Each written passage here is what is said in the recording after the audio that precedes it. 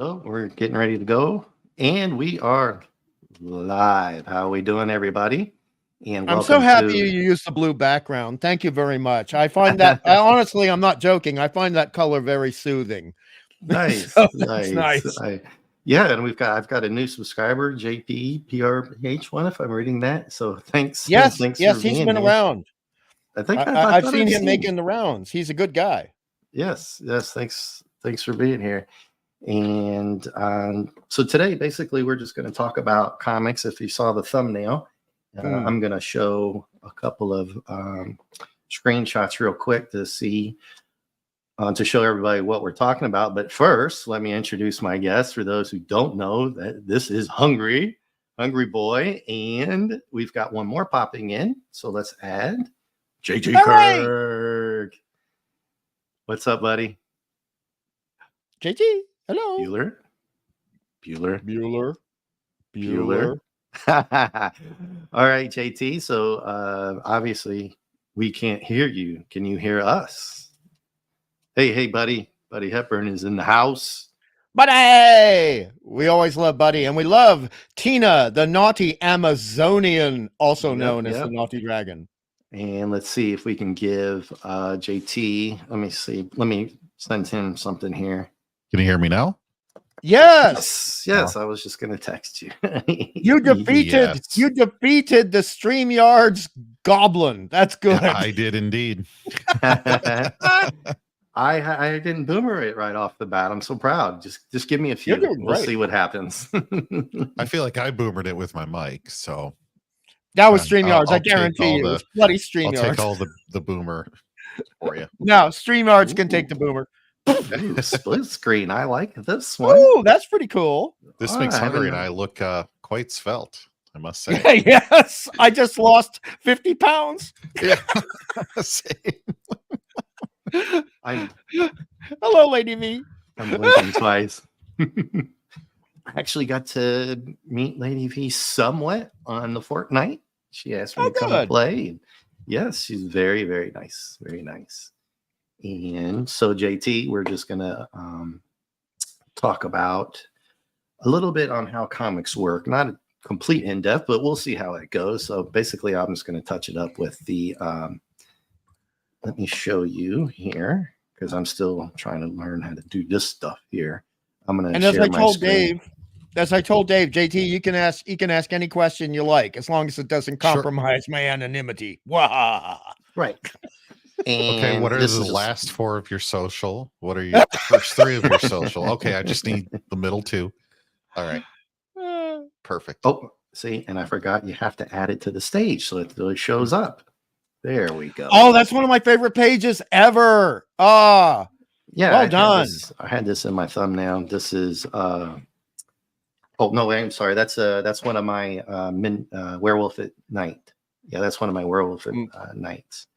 Dave Hunt. Oh my God. I can't believe Dave Hunt was lettering this. Oh my God. Dave Hunt was such a great inker and such a great painter. He actually I'm resisting the joke. Oh my God.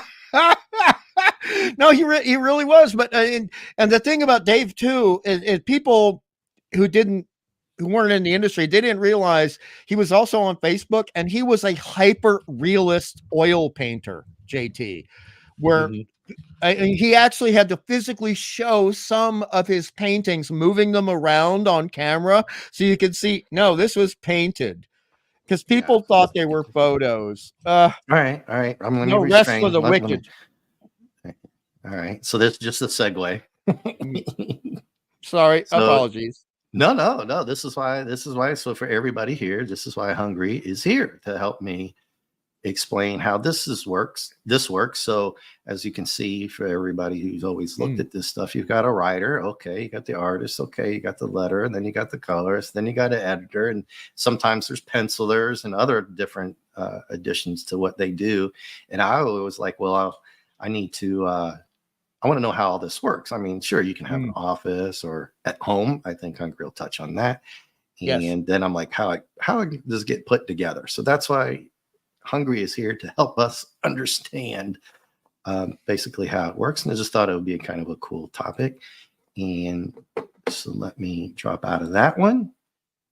And then I'm going to go to show everybody this one right here. Mm. Oh, So this hell is- yes. Oh, I bought that in 1977, dude. Yeah. Oh, off the This is rack, my- off the spinner rack. Yes. Yeah, this is my second time having this one. Right on. Actually got a better copy. So I will just shove this into the camera. So for everybody who Yes. pretty much knows, the man Jack Kirby wrote King Kirby. Right, Jack King Kirby. And if you see right here, if I do it right, edited, written, and drawn by Mr. Kirby. Then you've got inkers. Then you've got consulting editor, which was kind of interesting just to say consulting editor. Oh, that's very rare. A consulting editor is very, very rare. And it's also very rare. I really love the fact that you brought that comic book up so quick.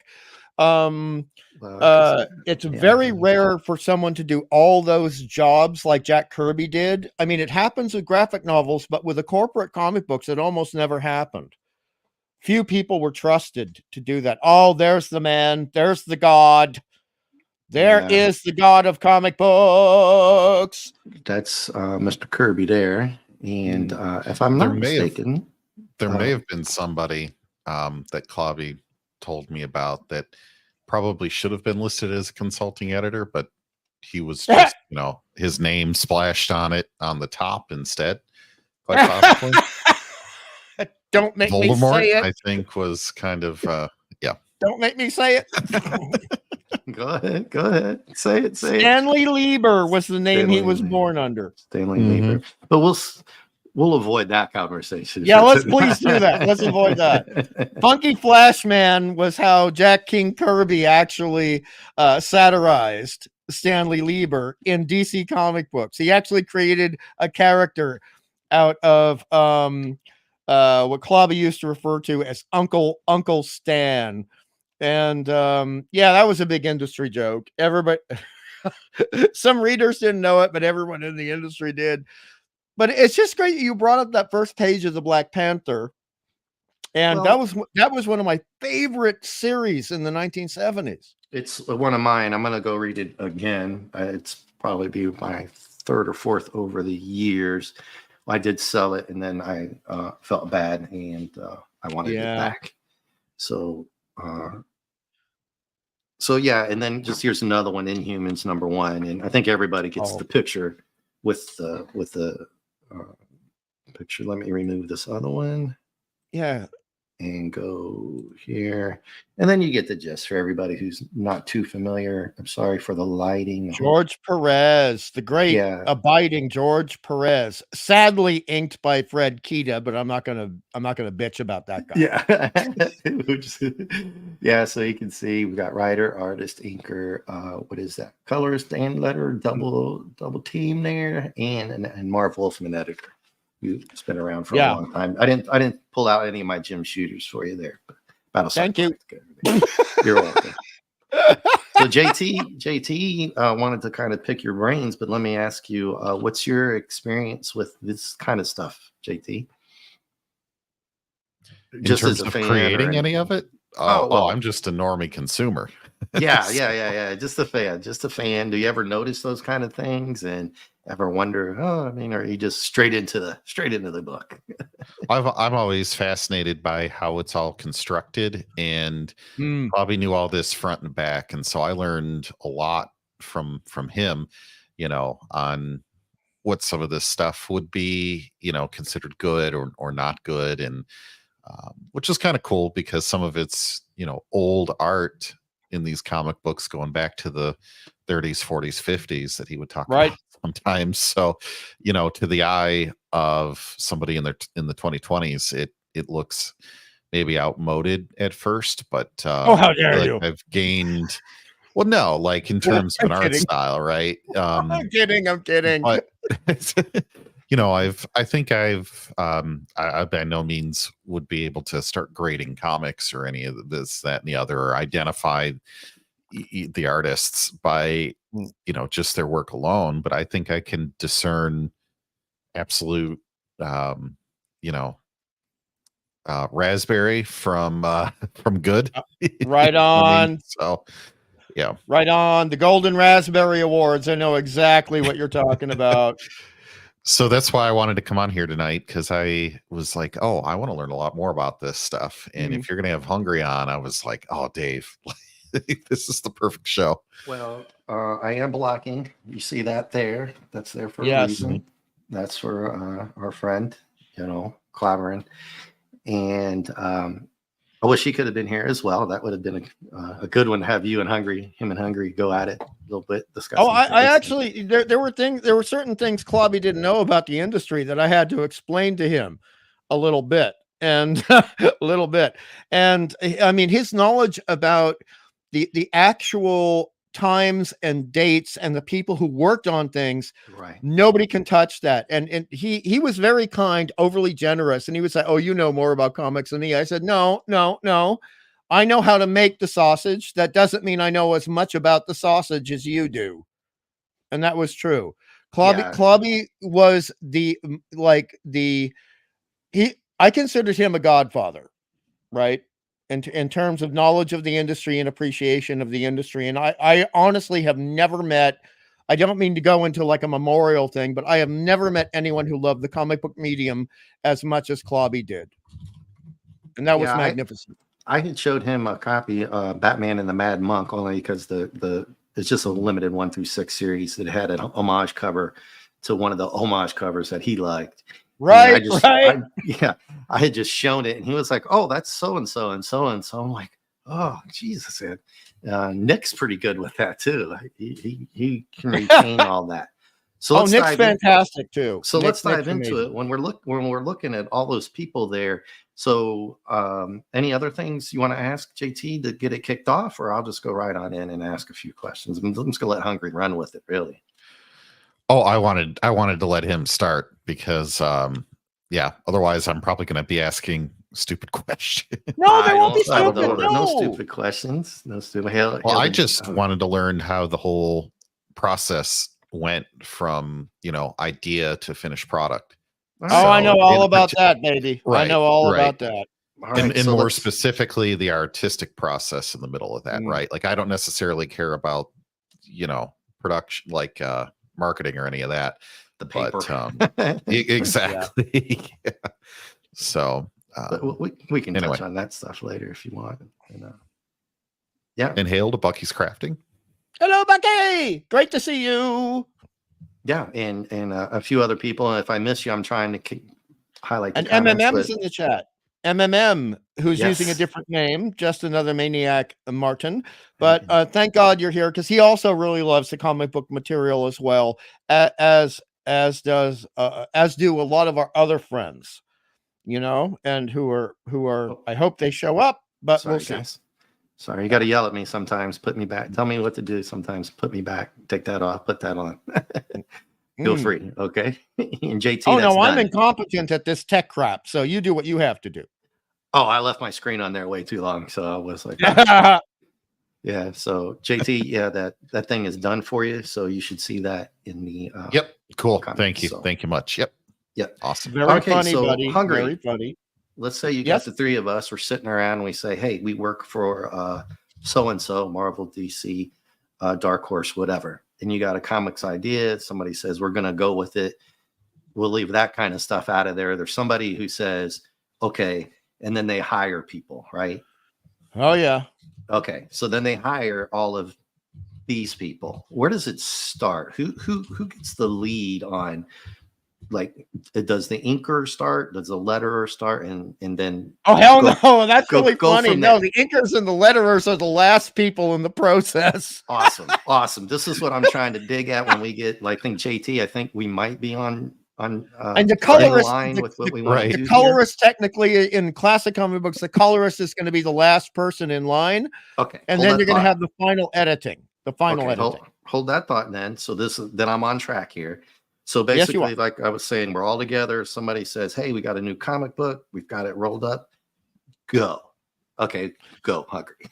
All right. Well, the first thing that would happen, and this would go from the 1960s all the way to the late 1990s. So we're looking at a third of a century here in terms of process. Okay. You would have what is referred to as the editor-in-chief, and then later on they came up with a term called group editor.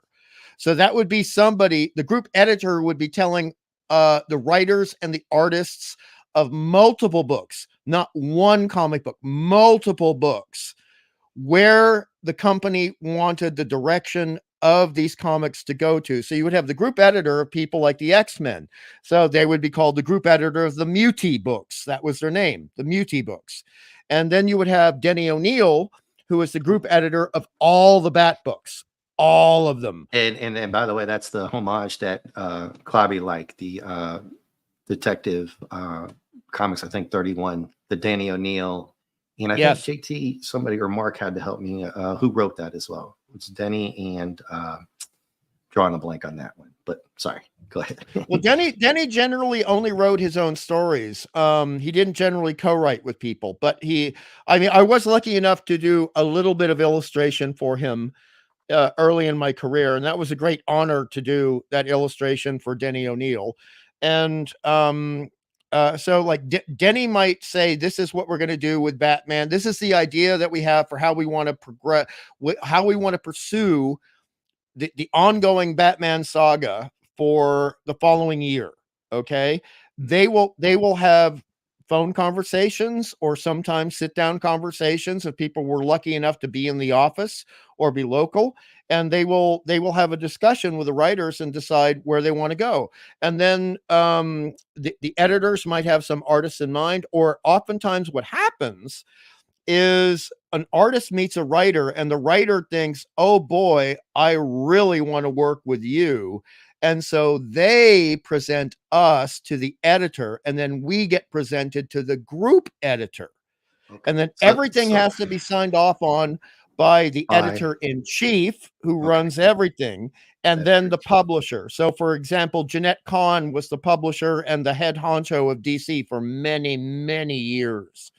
So, and Stan and Jim Shooter, they were the head honchos, the editors-in-chief for Marvel for many, many years. And then once you choose the writers to go in the direction you want, the writers come up with the scripts. And there's the thing about the Marvel method and the thing about the DC method. But basically, by the time we're hitting about 1986, nobody was using the Marvel method anymore. Everything was full script. So you would have a page that would say like a splash page. And then underneath it, they describe what was happening on the splash page, the first page of the comic book. And then they would have all the dialogue underneath it. It was very much like a TV script. And the artist, the penciler would then go ahead. And once the penciler was hired, once the penciler was chosen, the penciler would then draw that all out. Let me cut you off. So who hires the people after the editor and stuff? Does the editor have carte blanche to pick who they want, or are they still under the people that are above them? Once the editor gets chosen, who decides who they want at that point? The editor is almost always, because of the very fast nature of the comic book publication business, it's a deadline business. Every book is supposed to come out monthly or bi-monthly. So there's a lot of time pressure. And it's bloody brutal, and that's where a lot of my insomnia comes from, to be perfectly frank. And I mean, there have been times where I've had to work 35 hours without food or sleep, nothing but coffee and the radio, nothing. And the editor is always going to be able to take suggestions, generally from writers, because most editors are wanted to be writers, even if they failed at being writers. That's a little inside baseball secret there. And I mean, a good writer who becomes an editor is a joy. A person who is an incompetent writer who becomes an editor is a bane. B-A-N-E, a bane. Not a B-A-I-N. Yeah. So you end up having suggestions made about the artist and even about other writers. Like some writers can bring on other writers when one writer is going to leave a series, right? They can say, oh, I think this guy should take over. and the editors can make those choices, but they have to be agreed upon by the group editors and especially the editor-in-chief.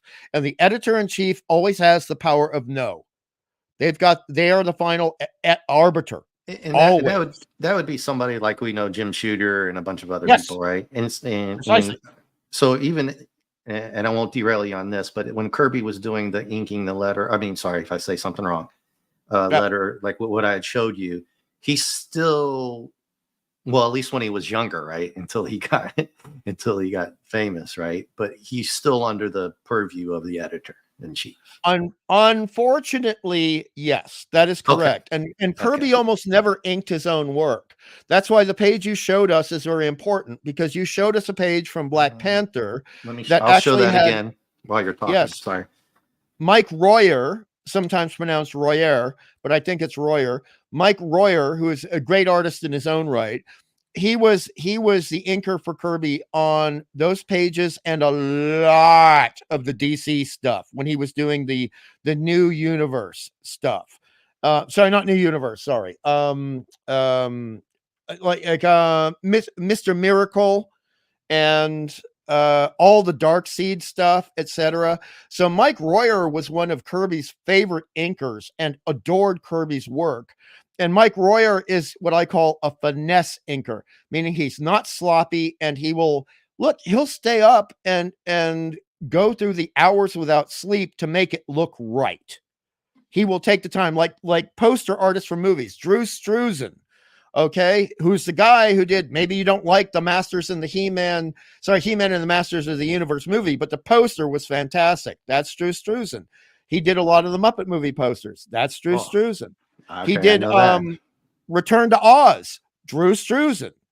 And you have people in comic books who, as inkers, the inker, and I had to train myself to be an inker because I hate to say it, there are a lot of suck-ass inkers in the comic book industry, and they can ruin good pencils. So you can have average pencils. So, when you say they can ruin that, can you touch more specifically?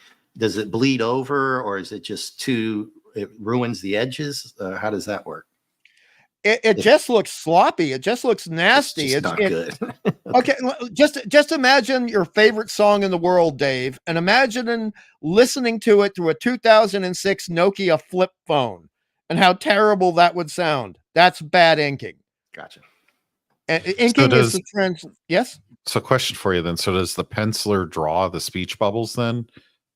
We indicate where they are, and sometimes some of us would be a little bit pedantic, and we would write out almost all of the dialogue. Kirby would write out almost all of the dialogue. I tended to do that myself.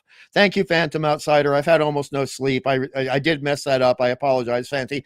But yeah, because if we don't indicate where the speech bubbles go and where the sound effects go, someone else is going to make that choice for us, and they're going to cover up something important. So a lot of times, actually, when we're drawing things, we are designing around where we know speech bubbles and captions have to go. And captions are the little square boxes where there's the narrative voice versus a dialogue voice. Captions and speech bubbles. See? You got speech bubbles, captions, lettering, coloring, inking, the whole, and a top subtitle here as well over the speech bubble. Yeah. Yeah. Look at the magnificence of that page. The dynamism of that page. Oh my God. I love that page. I love that entire issue. I'll be honest. I love every damn issue of Black Panther that Jack Kirby did. Okay. So that was really what kind of was making me curious on who gets to orchestrate the actual layout of each frame or each cell. Right? That's always the penciler. So when you see the term penciler, that's always us. The inker never makes any of those decisions. The inker is somebody who just physically puts ink, unless it's digital these days, puts ink over the pencil work. And the pencil work can sometimes be a bit loose and a bit impressionistic. Sometimes, I mean, my work used to be referred to as pre-inked pencils. One of the editors, actually, this son of a bitch, you're going to love this, JT. I love the guy. I say son of a bitch, but he's quite funny. He said, you know what? We could save a lot of money for the company because you're inking your own work if we just Xerox your pencils darkly because you don't need an inker. Now, Clobby, so I'm going to Nice. touch on what JT asked because that was a great question. And you look at this panel here in the yellow, the letters, right? Yes. That's the letter. Yes. And they and with that And comic book at where's- that time, that was done by hand with lettering pens and lettering nibs, Wow. not And digital. you have like your own Yeah. font. Like you personally as the inker have your own style, right? I mean, because it's not an exact thing if you're doing it all by hand, right? You're Well, not the tracing inker's every very- letter. the inkers didn't deal with lettering, JT. We Oh, dealt sorry. with the art. Yeah. So Yeah. the letterers are only dealing with the words you see on the page. That's all they do. And the Oh. sound effects. So like kazam or Like- kaboom. That's yeah, the I letterer. misspoke. I'm sorry. I misspoke. Well, that's all right. So that one right there, the Blash, Yes. that is also done by the same person who did the letters in the previous panel that I showed you in the yellow. Yes. Almost always. There are a few exceptions, but almost always. And I'll tell you what, we artists were so grateful that the letterers would do that and get creative. And because look, here's a little secret. Artists are generally very bad at lettering. We don't want to do it. And we suck at it. Well, And I mean, you've got to. I can show that a lot. Damn, I lost what page that was. That one in the yellow was a really good example. And if you can stall, I'm trying to find it. So you have a penciler, right? And then it goes to the letterer next. Right. So And- we get the script, as I said, and then the penciler takes actual we're called pencilers because we use pencils because we have to draw it out first and then we have to send it all back to the company, JT. Mhm. And so that was often by Federal Express. Okay. And then the editor will decide if we did our job properly or if changes need to be made. That's part of the editing process. Just like with Sure. novels, you got to send it in. And if nothing goes wrong at that point, then it goes, believe it or not, to the letterer, not the inker in the old traditional comic books. And then the letterer will take rapidograph and technical pens and actual nibs dipped into ink wells, and they will write out every single one of those letters you see on the comic book page that Dave just showed you. And they'll have little lettering guides in order to make the lines the perfect width between each other and to have the perfect spacing between the individual letters. Very complicated process. Yeah, and especially so everybody obviously knows nothing here is digital. Because would this come out 77 Black Panther 70? Yeah. Started in 77, I believe. Everybody they knows had I have to digital get my old back old then, man and they had glasses out. digital images, but nothing for use in the comic space at that point. Oh, and in 77, no, there was nothing. In fact, by 86, the first real digital comic book came out around 87, and my Mhm. God, it looked like garbage. Oh It yeah, looked I'm like- just saying like the technology to digitize images existed before then, but nothing that you could work with, right? Correct. It was very theoretical MIT, Berkeley type stuff. It was kind of what we see in Alien 1979.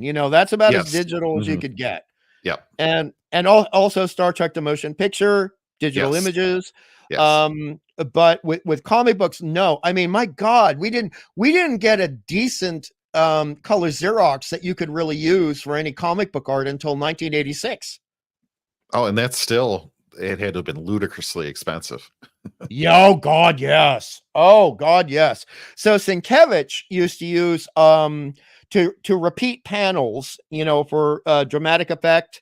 So a character might be saying something, and the image is exactly the same for 5 panels in a row, but we just change the speech balloons. And sometimes you would have to do paste up for speech balloons. So sometimes the letterer would actually have to cut out around the speech balloons, put an adhesive or a glue on the back of it, and stick it on an acetate overlay. Jeez. Dude, this was not easy work. No, No, I think you show Yeah. more creation for people like Kirby and stuff who were just workaholic monsters at one. And I Yes. already have two more points. questions for you here, Hungry. The first Pardon? one, Pardon? two more questions for you. The first one would be, did you ever have the opportunity for somebody to come behind you and make a mistake? So, like, if somebody was lettering and they messed up the artwork somehow, did that ever happen?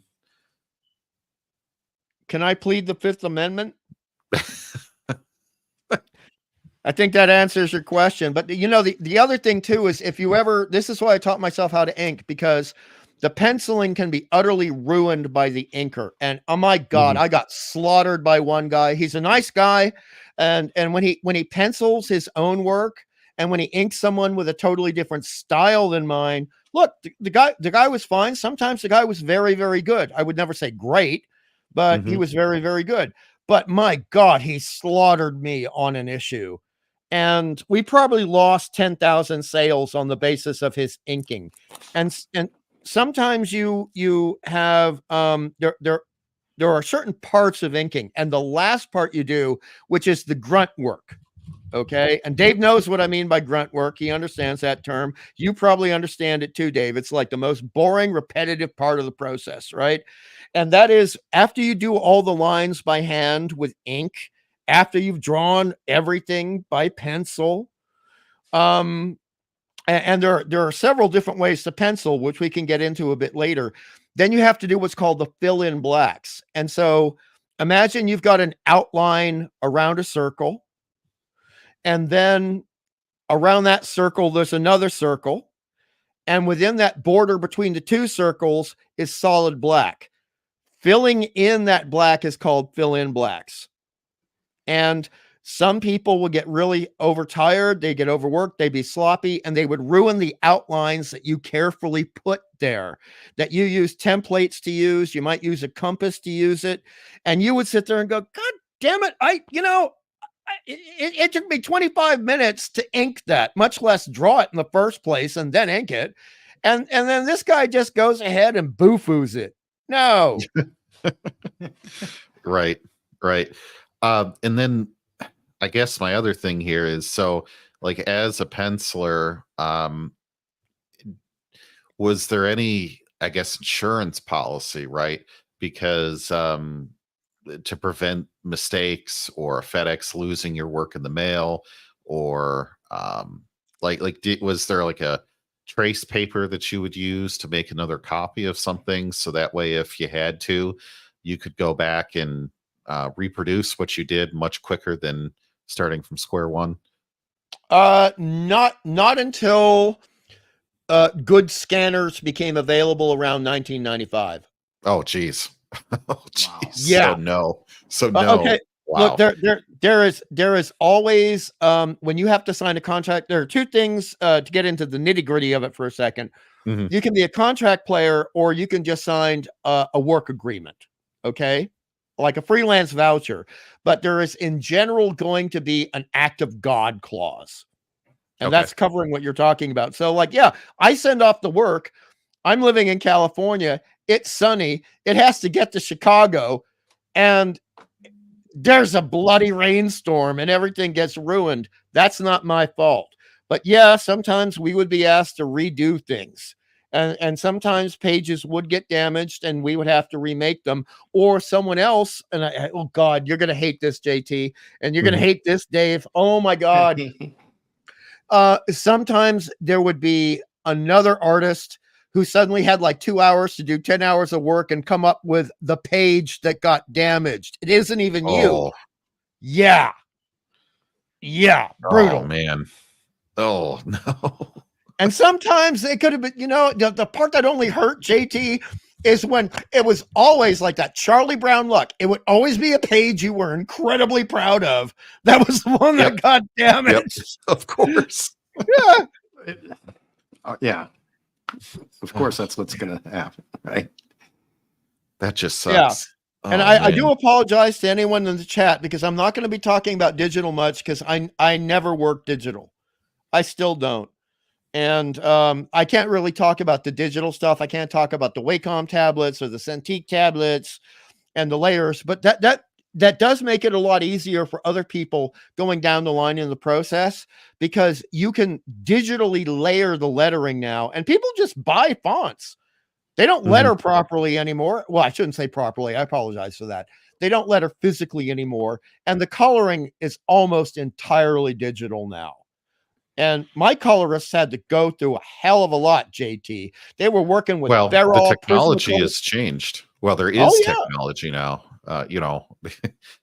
Yeah, it's not all manual labor, which you could a trained eye can tell. Well, not even really a trained eye. My eye can usually tell the difference between what was done by hand and what wasn't for the coloring. In general, I can be, and I'll tell you why, and I hope Dave is okay with this. I know you're going to be okay with this, because when we were on different shows talking about science fiction, we and certain episodes of certain shows, hello, Buck Rogers, we have mentioned laziness and how obvious certain laziness can be. And I can tell you, I can almost always spot digital inking, because when you learn to ink digitally, it sets up certain bad, lazy practices, and you refuse to learn certain things you need to learn. So the guys who learned to ink for 30 years, like one of the greatest comic book artists who ever lived, and I hope you read the Killing Joke graphic novel by Alan Moore and Brian Bolland, JT, because it's one of Clobby's, God rest his soul, favorite comic books. I'm pretty sure Dave probably has owned it at least once in his life. Dave Bolland is one of the best inkers, both digitally and traditionally, but that's because he knows what the ink line needs to look like, and he never developed a lazy habit. Yeah. Well, right. Back then, when these guys started, when the businesses started realizing who was good and who wasn't, then they cut work. That's why Kirby was, well known for having to work on so many projects. Yeah, well, and he had the imagination and the vision. He's a cinematographer who simply worked in comic books. That's one of the things that Clobby and I agreed about regarding Kirby. I mean, Kirby was really making movies. He was just doing it on paper with ink. And the other thing for people to remember too is with the pencil lines and the inking line, it takes a physical hand to make a physical motion for every single one of those lines. So if you're looking at the great work of Neil Adams with a lot of detail, the great work of George Perez with a lot of detail, you're even looking at Nicola Cuti, one of the best female artists in comic books, one of the best comic book artists anyway, leave gender out of it. There's a lot of work there, but I mean, Dave, come on, look, you've had to be very physical in parts of your life before. There is no damn way to do 100 push-ups in the same time as 20 push-ups, right? Well, if you're talking about in the same time frame, though. No, I mean the physical amount of time to do those push-ups. Right. If we're timing it. No, you can't. And so you can't draw like David Finch and do it in the same amount of time as Steve Rude on Nexus, because it takes a physical process to make this stuff happen. So how many people would you say in the processes that we're talking about, like if you take a look at this this screen here, this panel here, let me get that. Sorry, oh dear. I'm going to have to go full screen for a moment. I apologize, Chad. I won't be able to see you. No worries. Well, that one, I'll be honest. Pager. The inking, the penciling took some time, but George Perez was notably fast. I think Perez drew that, or was it Perlin? Can you look at the front page and see who drew it? Yeah, I think. Well, I know Doug Mensch was the writer, and Perez, George Perez, the artist. So Perez was very fast, and look, speed is an issue in comic books. So for me, that page would have taken eight hours to pencil. For George Perez, probably 6. But the inking is just, look, it's Fred Kita. I'm not going to apologize. That guy was rushing things, but that's because of the deadlines and how much work Marvel was putting out at the time and how fast they had to have things in the assembly line process. He wasn't So- German things, folk. He was Russian things. Bad joke. He said he was Russian thing. Anyway. What does Tina mean? Crap. Why are you mocking me, Tina? I think there's something going on, something funny in the chat. It's not- Hungry, please invite Rachel. Oh my God. Oh my God. I don't know if you mean Rachel Zegler or Raquel. Oh, please not Rachel Zegler, please. No. No. She's going to get me to start a whole new channel. But so yeah. Robin So gives us when you're 20. looking at the whole group of everybody, how many people? And I'm kind of backtracking a little bit. I guess I should have asked. So you've got the editor, letter, colors, writers, and if you got Kirby, he can do 2 or 3 things at one time. A guy like that. Rare, but yes. Yeah, and especially back then, right? With no digital, it's all by hand. Those letterers are very impressive, right? So you're going to want to hire somebody who has nice handwriting, right? Oh yes. So how do they that one page that I showed you in the yellow with that massive? It was about a quarter page one, I think. Great panel. Yes. Apparently, well, I know it's in humans number one, but it's very imperative to the story. So obviously, the editor and all them put that in there. How do they make that so damn small? I mean, is actually doing that and then sending it in like that, right? It's not that small. Those pages, particularly for Marvel back then, the standard page size was 10 inches wide by 15 pages long. And in the up until 1968, the pages were significantly bigger. So the letterers had more room and more flow to work with, and so did the pencilers, and so did the inkers. I wish I could have worked on pages that big, but it would have cost the company $8,000 to transport the art across the country.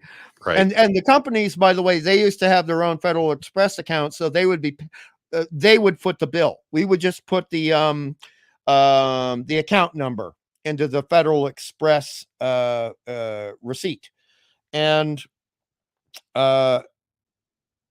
the sizes of the pages really did matter, and that's why Kirby himself actually got really pissed off when Marvel shrank down to 10 inches wide by 15 inches tall for the original art. The original height used to be about 23 inches. 23 inches. Some people say 18, but that's dealing with the original art area versus bleed art, etc. It's a complicated, annoying little aspect of comic books where sometimes you would have noticed this, Dave. Sometimes you have art going out of the panel and actually going all the way to the edge of the page, like an arm coming out of the panel and going all the way to the edge of the page. That's called the bleed art because it's bleeding out. Right. And so you would have that, and then you would have the cut area. So you were never supposed to draw past the bleed art area. Your page was cut? Yeah, it's the way they cut the pages. No, I'm sorry. There's a lot of page size jokes going through the chat. Oh, I can't see that. I gotta go out of full screen to see the chat. Yeah, it's Lisa though. You know. Oh, hello, Lisa. Great to see you. Great to see you. That's a good joke, Lisa. That's a good joke. Does anyone have any rum and NyQuil? I'm pretty sure Amanda said those will knock my kids out. I had some rum, but I took care of that. I don't have that anymore. Oh no! Oh no! So, hey, how dry I am! Hey JT, can you DM Dadman that link? He's having issues. I sent him an email. It's too much to. Yeah. I'm just going to say it on live. Hungry. I understand why they had a separate inker and a separate penciler for the original artwork that was done by hand, and you had to do it all I guess, quote unquote, Well, analog. part of it was timing. But I don't mean to cut you off. Part of it is timing, but also part of it is a lot of pencilers really suck at inking, and a lot of inkers really suck at penciling. So sometimes you just, it's like having a good director and a good screenwriter. Okay, because I my whole thing with that was I was like, well, once you've gone digital, why couldn't the artist do both at the same time? But they're separate skills, is what you're saying. They are separate skills, but a lot of people Okay. are doing that right now. And but a lot of people still, thank goodness, are still doing the traditional and non-digital. And you have people who are fantastic at penciling and inking both, which again, look, it's sadly rare. Okay. I'm sorry. I spent 9 years training myself to ink. Oh, hello, Banana Man. Uh-oh. Oh, What holy was crap. that? You Uh-oh. sound like a bad Darth Vader with bronchitis. You are rebel scum. I can't hear you guys. Oh, we can hear you now. We can hear you. Oh, there's clicking. I hear clicking on the Dad Man mic. Yep. There we go. We need intermission music.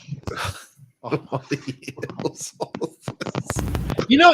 But this is great because it sounds like the clicking from Aliens. When they're using the rangefinder and the aliens are coming in. They're going, Oh, they're yeah. 7 meters away, man. They're 7 meters away. Click, click, Okay, click, click. fly a kite, Bucky. I can't. Jeez. No, I got something special for Hungry 2 tonight. Oh, good. What you got? Yeah. Now we're waiting. Keys. So like well, just chime on in, that man, when you get that text. I guess. Are you there? Holy crap. Let's work on it. So Hungry, after it goes to the inker Yes. and the letterer, and it goes to the editor. Letterer first, then inker. Letterer first, then inker. Sorry, yes. Yeah. So now it's gone to the editor. The editor says, okay, we're good at this point. Then where does it go next? Oh, the colorist. The colorist who, again, it's such a precarious system, but it's such a wonderful medium. The colorist can make or break a comic book. And in the old days when the coloring was really simple, like in the 40s and 50s and 60s and even the early 70s, that was great. But then people started getting fancy around 1986. And at that point, the colorist really, they could make you look terrible or they could make you look fantastic. Mm-hmm.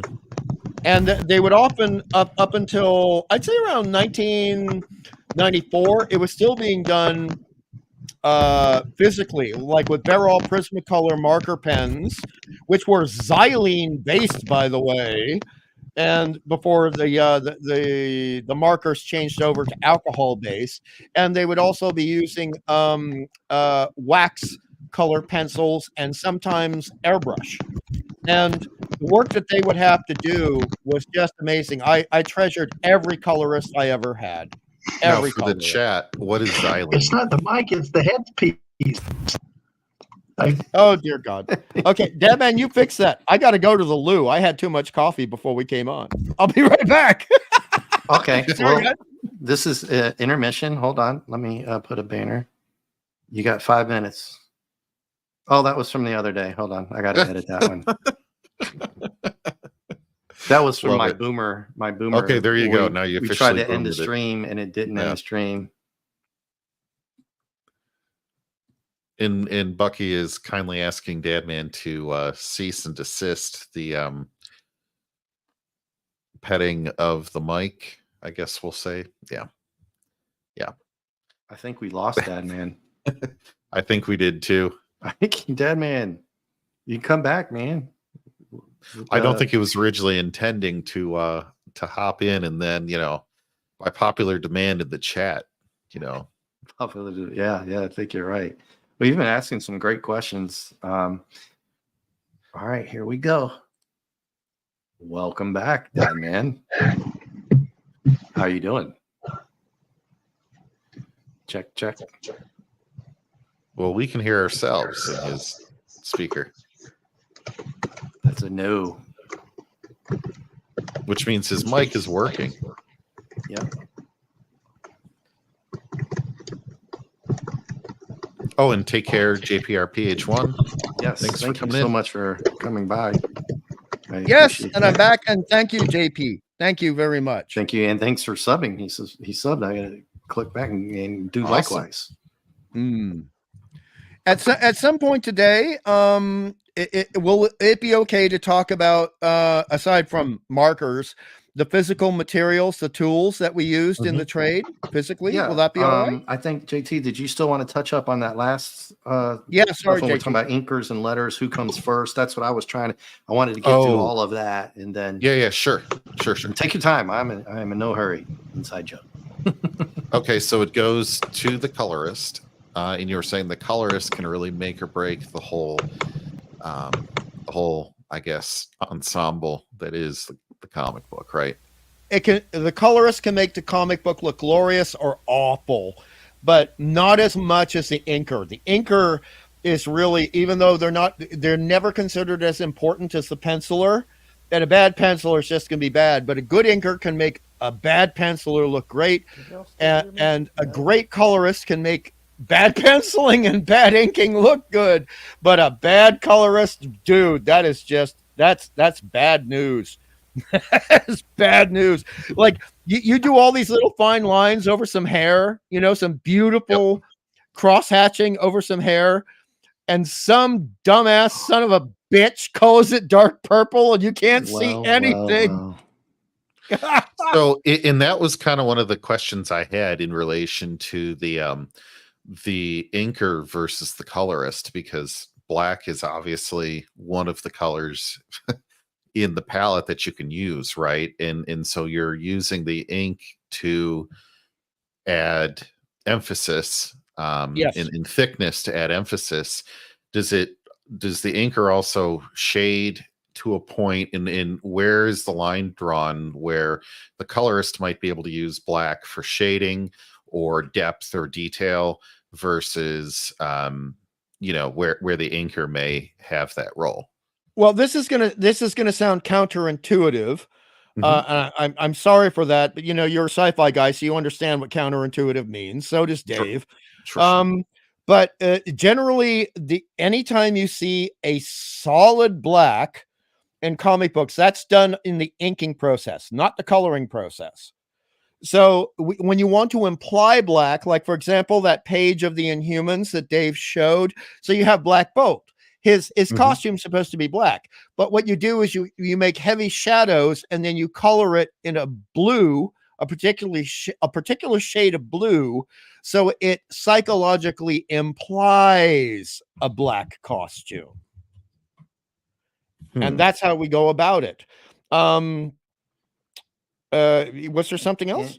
Well, I just want to say hail to Nick Weiser here. Hello, Nick. Has popped in, and hello.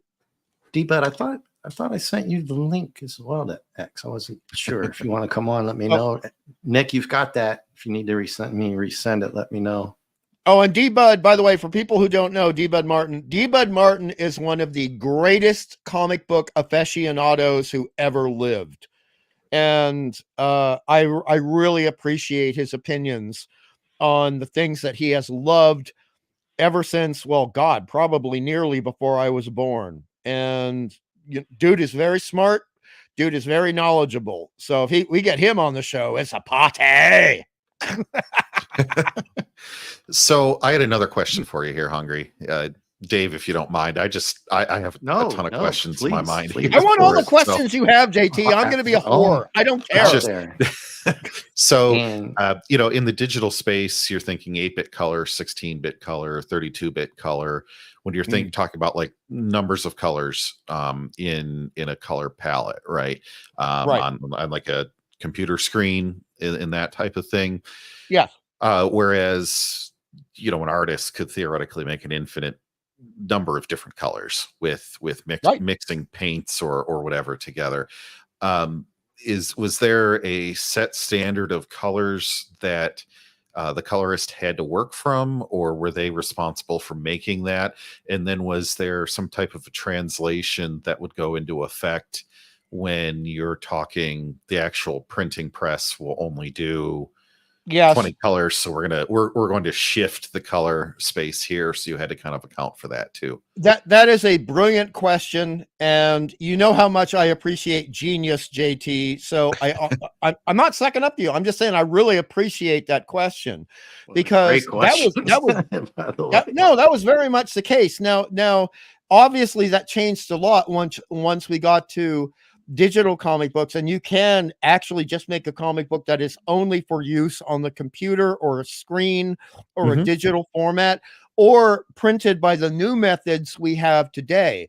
But back when I was working, and especially back in the 1960s and 1970s, there were, believe it or not, JT, this is why I love your question. Marvel had a more limited color palette in terms of what they were willing to work with the printers than DC. And Neil Adams, who's one of the greatest artists of all time in comic books, he went over to Marvel for whatever reason I don't even want to get into, for a while. And he said, well, and he knew that Stan had a bit of a ego problem, and so did— You don't say. You don't say. and also the publisher who ran Marvel. Well, look, some guys have a competition issue, right? So when Marvel found out that DC were using more colors than them, they changed their printing program. They got on board, and that was around 1968 or 1969. And that was very interesting. But unfortunately, just because you have access to more colors doesn't mean that somebody is competent in using the colors, if you know what I mean. Right. So you may not know the exact number. That's fine. But just to give everybody a sense of how many colors the colorists would actually have available to them, was it 32 colors? Was it 12 colors? How many did they actually have at their disposal? Well, the standard when I was working, and before that, is you would have red, blue, yellow, okay, and sometimes you could add a bit of black in that, but it's not a solid black. But so you would have R1, which was the lightest R, R2, which was the medium red, R3, and then you could mix that with like a yellow 2. So you basically had a very simple palette back in the 1960s and the 1970s, and it only started getting more complicated around the early to mid 80s, primarily the mid 80s. But certain printers could do different things. So, Marvel was working with, and I'm just shooting from the hip here, working with about 16 variations of color and shade in a 4-color process, which is printed by little dots on paper. The little tiny dots you see on paper. And so you would have to so they were doing that method of combining the dots next to or on top of one another to actually produce that color. Okay. Yes. Okay. So if you wanted a red violet and you didn't want it to be muddy, okay, you would have like an R2 and a B1, and so you would have either the red printed over the blue or the blue printed over the red, and sometimes it would be solid, but the more pale the color was, it's very similar to a halftone screen process, like the old photographs you see, the black and white photographs you see in newspapers, where they're all little dots. They're little black dots, and that's where we were with a 4-color process, and that's why they call it the 4-color process. And you will still see some of that today with your ads, your little leaflets inside the paper, or that you get in the mail. You'll see that kind of printing where it's not a mixed color, right? Right. So, and I don't mind that. Do you mind it? I think it's I look, I like classic crap. You know that. Yeah. Well, there's definitely, so when you look at some of the older things, like I was looking at some older Star Trek comics or the old Right. Battlestar Galactica Stand by. run, the original Battlestar Galactica run that I have, it it definitely looks more that way than say a modern day inkjet printer where the colors you know what I mean, like there's definitely a different process to generate that color on the page, or even And and it then has a again complete- laser, right, where you're fusing dye like that, like toner to the page, right, like it just, each style looks different. So I was curious how, from an artistic standpoint, how it had to have been created and what the limitations were because of the technological limitations of the day, right? Excellent point. Excellent point, JT. And part of that is because we were working on newsprint pulp paper. Mhm. Okay. Which makes sense then if you're you're doing the dot method, then like that all makes sense. Yeah, and then later on, we got a better class of paper called Baxter, but things could still bleed through that. So you had to be careful about dark colors, because the dark color on, say, page 9, you flip it over, you see page 10, that could bleed through and ruin the other panel on the other page. Ugh. That Yeah. that would drive me nuts. Oh yeah, ruin your art doing that. Especially if you spend 4 hours drawing that dang panel, and sometimes, oh my God, sometimes there was a time period, I think it was around 1978, where Marvel switched from using metal plates for printing to using plastic plates, and it meant the ink would slide, JT. I was gonna say, of course we know how that would work. Yeah, and one of the greatest inkers who ever lived, Terry Austin, and I think Nick Weiser and D. Bud Martin would agree, he is the best inker who ever worked on any Marvel comic books ever, except for Tom Palmer, when Tom Palmer was inking Neil Adams.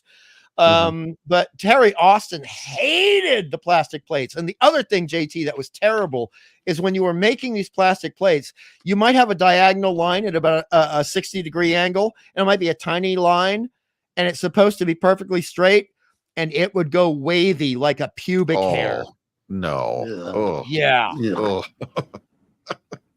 Not because of what you likened it to, but just the non-straight line would drive me ditto completely. Yeah, I didn't mean to be gross. It was just the only way I could physically describe it. I know, but the OCD, well, the alleged OCD part of me would just oh man, could not handle that.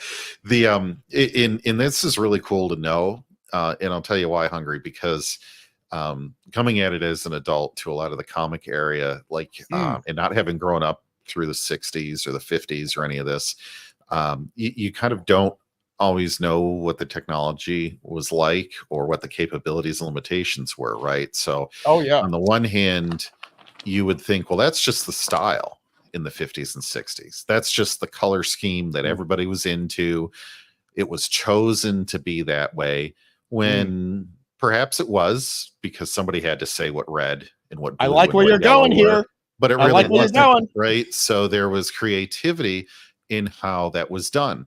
And I'll step it back even another step further. If you go into Leonardo da Vinci's time, or any time during the Renaissance or even older, we just think today that all these modern colors just fall out of the sky and you can mix them together and get whatever you want, right? But back then that was quite far from the truth. I mean, people were grinding up bugs, flowers, all sorts of things just to get something that was in the neighborhood of the color that they wanted. So when you look back at a lot of this, there was lead or arsenic or all kinds of dangerous crap, or mercury, things that would mold over time. There's a lot of archaeological research done on pigments used in clothing and artwork to try to see how big was international trade around the world, because things that were red or purple were just that valuable.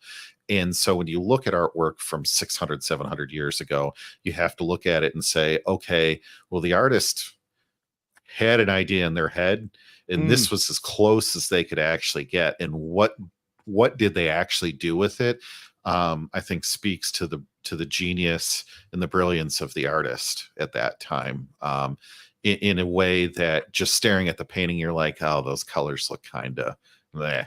If you just don't want to take the time to appreciate it and understanding all of that, now I can ask that question, okay, what did they have to work with on comics? And I can look back at a comic from the 60s and say, oh, wow, yeah, that colorist actually did a pretty good job, considering they only had 16 choices or 12 choices of colors to use across all the comic books. That's why they can have a similar look to them. It wasn't like that was the hip style. That was just the framework you had. So. Well, there are two things to go into here, and thank you very much for saying that so eloquently and articulately and respectfully, because I don't know if you're aware of this, but the only true blue you could get in the time of Leonardo da Vinci was made from lapis lazuli. Okay. I did not know the name. I was thinking of it, but you had the actual name. So bravo. a tube, a standard size tube of a bright blue paint back in the 1600s was the modern day equivalent of $20,000. And I'm not kidding. That's why you don't see a lot of blue in these paintings, and it's generally reserved for things that were, and I don't want to upset anybody, but commissioned by the Vatican. Yep. That's because it was expensive, and green was often faked. You would have an ivory black, meaning they did use burnt ivory, and they would mix it with a certain shade of yellow. And if you had that against a red color, it would trick the eye and trick the mind into thinking it was a green color, but it was not green. That is sneaky. And also, how the heck did they figure that out? These guys were geniuses, dude. They were geniuses. Now, some of them were complete jackholes, but they were still geniuses. Right. Jackholes like hungry. Speaking of one. Oh, hey, Dad. Thanks, JT. Jeez. Feel the love. Yeah, and I was going to be nice to you. I was coming to troll Hungry Boy. Well. By the way, Dave, thank you for the invite, because I get to tell Hungry Boy, happy new SpongeBob days, Hungry Boy. I knew you were going to say that. Excuse me, my SpongeBob shirt. Yeah. I'm ready. I thought you said no. Sorry. Nope. Sorry, that's my level of animation, guys. I apologize. Well, I mean, the thing is, I'm sorry, Dad, man. I just got to keep showing a little bit of respect to JT for the question he asked. The other thing that happened with both modern comic books and also a lot of painting is sometimes the ingredients in the recipe for our art materials change, often for corporate reasons, and they get cheaper and they get nastier. And oh my God, some of the most famous comic book artists in the world have complained recently about ink, and we don't buy English or American ink anymore. We have to buy ink from Japan, because you know what? Japan don't give a crap. Japan gonna make it right. Of course. So, and the paper too. Some of the best comic book. See, we don't actually work on paper. A lot of people don't realize that we work on what's referred to as Bristol board, and so that is two pieces of paper, sometimes three, which are adhered together to form a board that is basically about the solidity and weight of a good professional business card. Okay. So I'm going to show. Because you mentioned Star Wars. Sorry, Dad, man, you can make the voices, but if you're gonna do SpongeBob, I gotta go put the different shirt on. Yeah, that's great. I'm ready. So I brought out Star Wars 31, just some old ones. I don't have the collection or anything, and this one's a little bit faded and stuff, but I'll just throw that out. You can see the purple and the blues, and then there's some oranges, the basic stuff right there. But where does the conflict start to come in? I guess really it's going to be between the writers and the editors on, and you already mentioned that the editor in chief pretty much makes the decision based on what other people are putting in themselves, obviously, because they're the editor in chief. But when you have a panel like this and the other one that I showed you from Inhumans with that whole speech, that whole thing in that yellow, how is the conflicts basically resolved? I mean, the editor-in-chief just says, okay, no, it's not going in, and they can fight about it all day long. But when the script, the writers are saying, look, this is pertinent to the plot. We have to have it in. And I guess I kind of know the answer, but how many times have you seen this get heated, or there's really gets involved into arguing matches and stuff like that, and what's supposed to be in there? Oh, that can happen. I mean, look, I don't want to tell tales out of school, but there are some group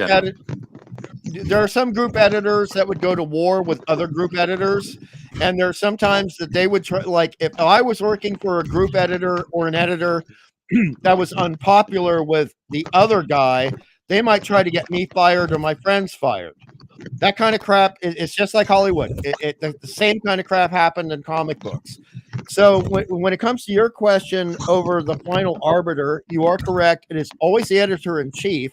And as much as I make fun of Jim Shooter, according to what I know, he read every dang comic book that was coming out under his command at Marvel.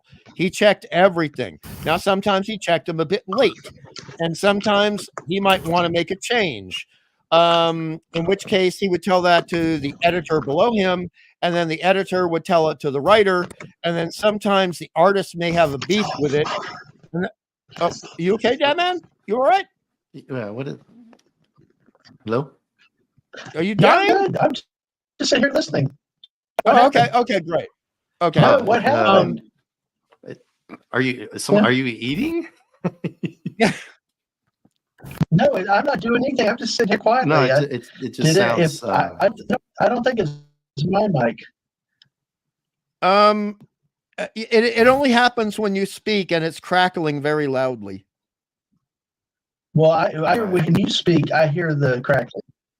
Oh, So, dear God! Yeah, It's like a fireside chat here right now. Yeah, it's coming through yours. I think, unfortunately, Dad Man. I think because I don't hear it with Dave. I don't hear it with JT. Okay, then let me drop. It was better. It was better a few minutes ago. Yeah, it was good a few minutes ago. It's okay. Let me just drop it. Yeah, I wanted to come in and bug Hungry Boy about high level of animation, which was SpongeBob. Because as I talk, I don't hear anything, but I'm hearing it badly with y'all. And I'll go ahead and if I'm others say I'm the crackling. So let me go ahead and drop. You guys have a great stream, and I got. Oh no! You don't have to drop it. Make me say happy out there. Stay, Dad Man. But it's affecting really, really bad from what I'm seeing. I'll stay 5 more minutes, okay? Please do. Okay. I'll stay 5 more minutes. Now, Dad Man, honestly, I know you're not a comic book person, but do you have any question about the making of comic books? No, not really. I've always been fascinated with the art side of it, the cover, especially cover art. That's what I've always liked in the spin racks, because that's how I used to judge comics and whether it had my interest. Could the comic art hold me? If it was too freaky, too scary, it turned me off. But what's the process? How do they decide what becomes the cover page, the cover picture? Because you don't see it inside the episode, but you see, it's what can sell the comic, but you don't see it as a scene in the comic itself. That is a great question, and thank you for asking that. And look who's here. Is that you, D-Bud? Is that you? It's all me. Right. I'm waiting for the real important people of comics production, the letterers. I was a friend with Tom Orrs, dude. I love letterers. Look at all that lettering. You gotta have. I love that. You wouldn't be able to read anything. Oh, let me show you that Inhumans one then. Who else is going to do that? Here, hold on. Let me get you. How do I get you? D-Bud is bending a Fantastic Four comic book. No, of course. I'm not. You're bending it. Look at that. Not anybody can that Imperious Rex. Right on. I love Namor. I love him. Or it's Namor, Sprack. not Who else is Namor. going to put the sound effects in? I don't have Sprack. Yeah, and hold that thought, Dad, man, because that was a great question. But I'm going to show you, D-Bud. You want to see lettering in humans? Number one, look at that. You need your monocle to read. Oh, that's that, a man. lot of yeah. That's Some just not dialogue. even a full third panel. Then they've got a little side panel. They didn't even decide that's to give it the whole panel. That's only a quarter of the page. But I mean, Dad Man Yeah. did ask a very good question. Is it okay if I just answer Dad Man really quickly? Absolutely. Cool. Yes. Well, just so you know, Dad Man. So let's say you're doing the what? Oh, holy, wow. what the heck? Oh yeah, he's he's Oh gone. dang! Okay. Yeah, just you go continue with the question though. That was a great. I'm sorry, Dad Man. I'm sorry, man. Oh, dag nabbit. Oh, I'm sorry, Dad Man. But I mean, the thing is, let's say you're doing interior pages for a comic book, and you get $100 for that interior page. All right, every interior page you do. If you're doing the cover, it's more likely going to be 150 or 170. And that's how much the industry respects the cover, because the cover will sell the interior pages. And D-Bud knows this all too well. D-Bud, we have seen Gil Kane covers and we've seen some bad interior art. Right on. Oh my God. One of my favorite. Oh, love it. Love it. I just had these out because I was on J-Man's last week.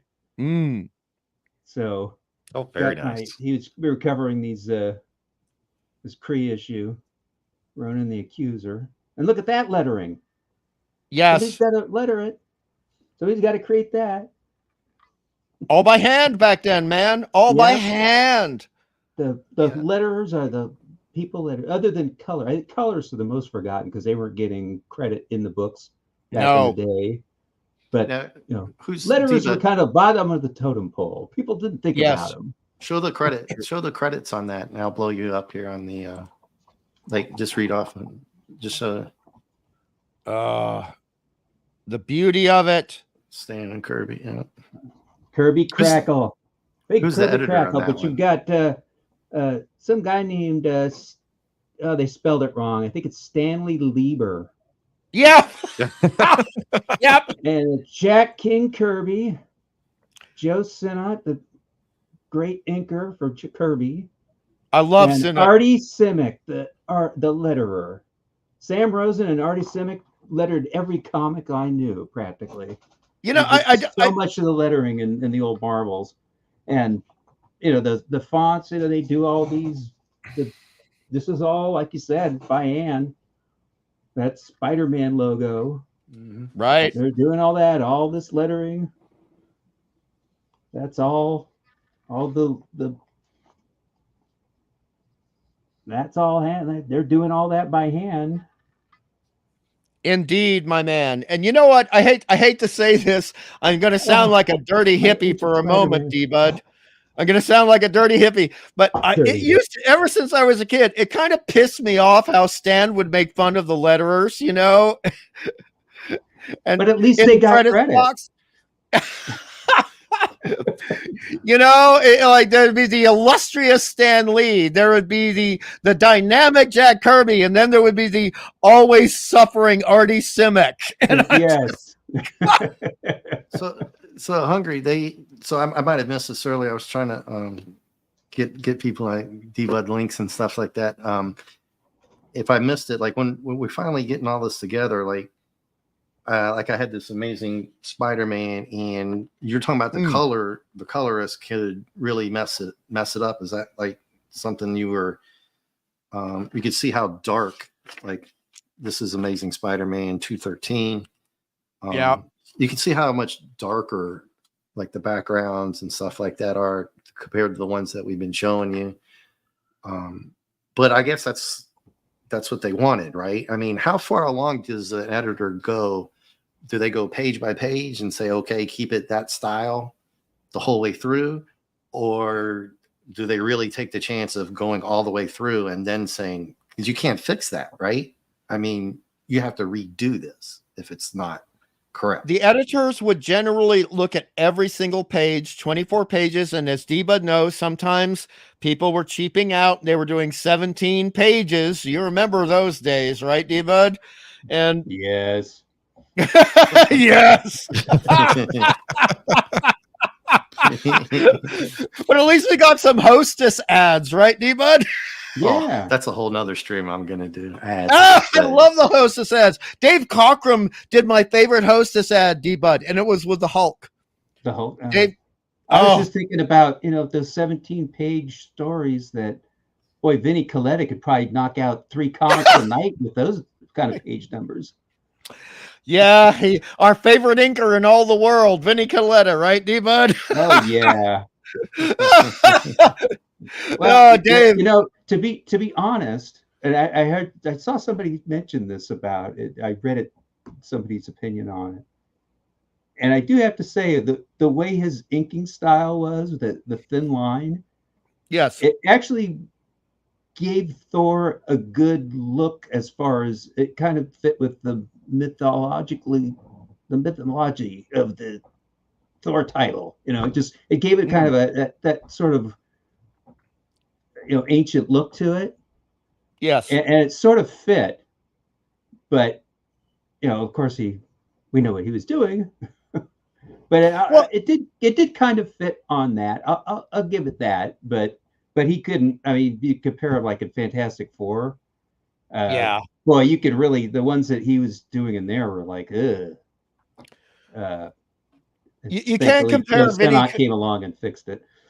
You can't compare Vinnie Coletta to Joe Sinnott, particularly around 1968. I would say that is the sweetest year for Joe Sinnott inking, particularly when he inked John Buscema in the first introduction of Mephisto in the Silver Surfer comic books. That is some of the best inking, not just in comic books, just best line work, black and white, pen and ink that you will ever see. But this goes back to something JT was saying, where the thing about Coletta is if you ever see some of his original pages, particularly during the introduction of the Frightful Four, he was ignoring the printing process. So the inking in the original pages is actually much better than what was shown in print because of the limitations of the printing process. And going back to something JT was saying, a lot of what we were asked to do and how we were asked to do it and how comic book art evolved over several decades came from the limitation of the physical printing process. Mm. You still there, JT? Although I prefer the printing process. Yep. I do too. I like the 4-color that stuff. I mean, the Retroflex printing. Yes. It's, to me, this is way more beautiful than like the modern coloring they have. It's just too muddy. This is bright and clear. Yes. And I mean, I still think of these books from when I was a kid. I mean, this was the first Fantastic Four comic I ever bought. Wow. I was 6 years old. Well, not this particular copy. I had to get a better copy. I was going to say you were quite no, for preservation at 6. This isn't the original one I had. I wish I was. But I mean, look at that bold color and that artwork. Of course, I was drawn to it. And then, there's some incredible artwork here that it just, I wouldn't want to see that muddy. No, I agree with you 100%. Gorgeous. And the other thing, computer colored, it wouldn't stand out like it does.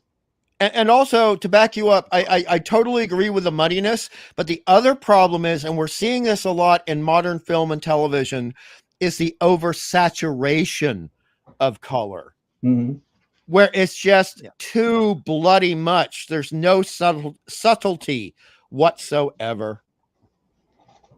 Yeah, and so and I think JT had already touched on it. Oh, go ahead. Oh, yes. Go ahead, dude. Love that one. Big red Psycho Man color.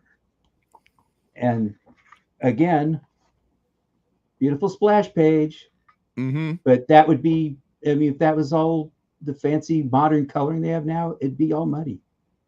Yeah. And as you know, D-Bud, as you know, a lot of these things are getting recolored now for the digital versions. And boo. Look at that. I mean, look at that Kirby machine. Amazing, isn't it? That's the way it should look. This is the art form. This is the medium. Yeah. Yeah. And that you can't beat that. No, so and you take something gorgeous.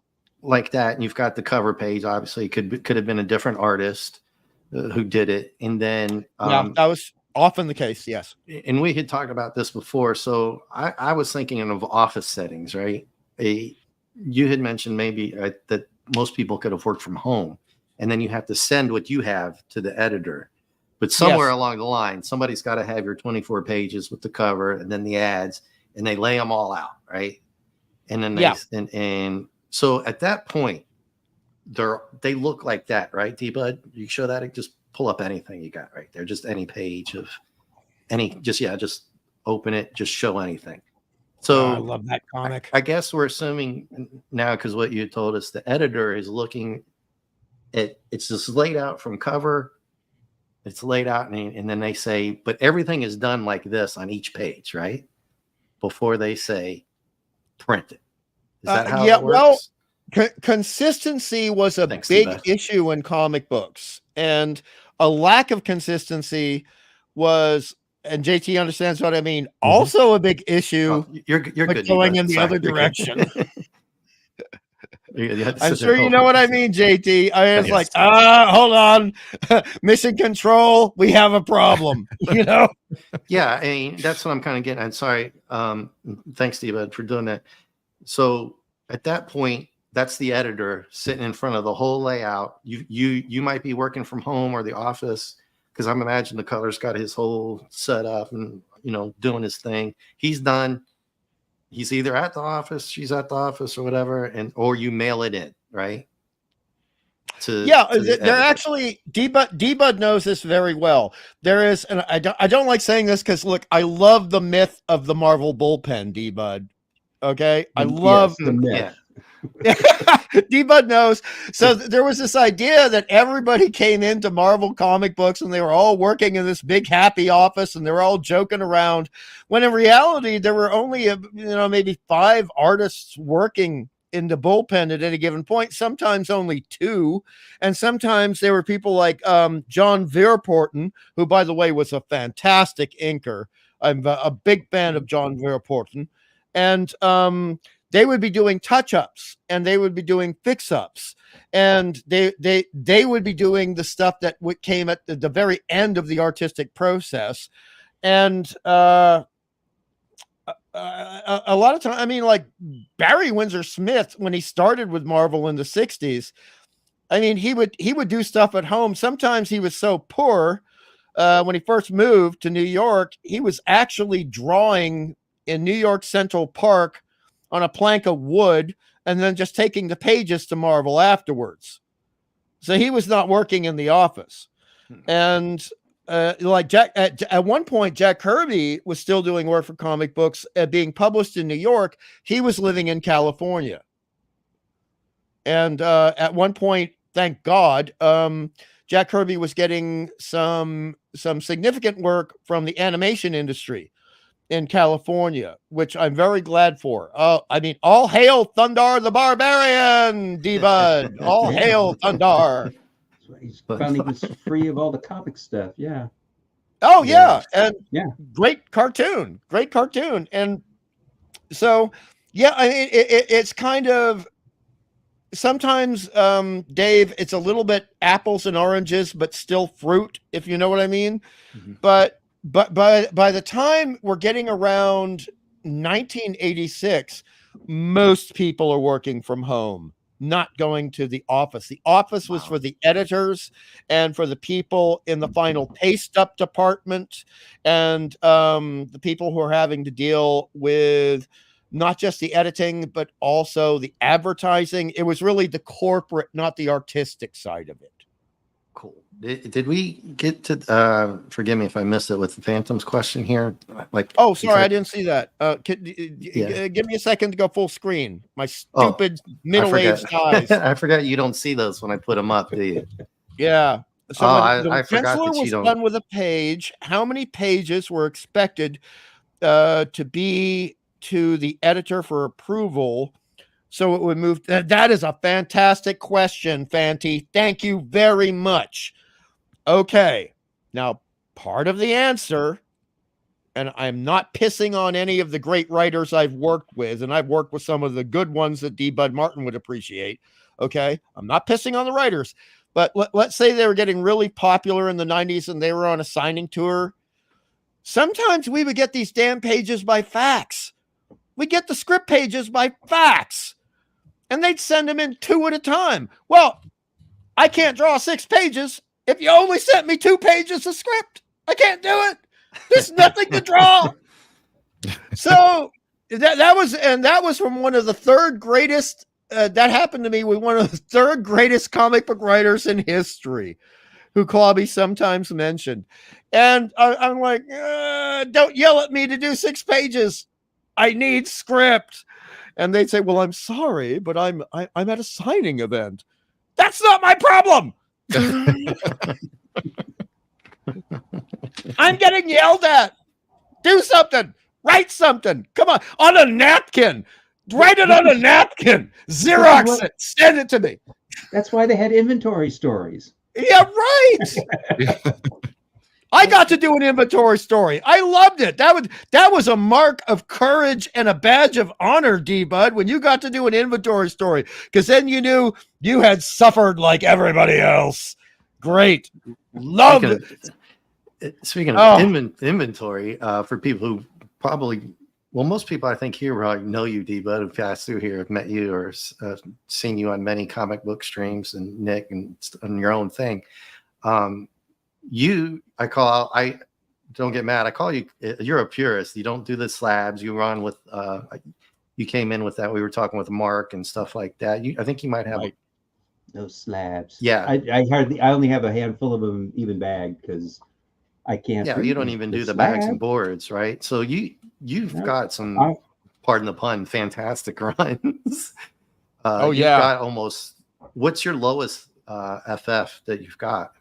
When I had my collection, I sold my books originally I sold them in 1980.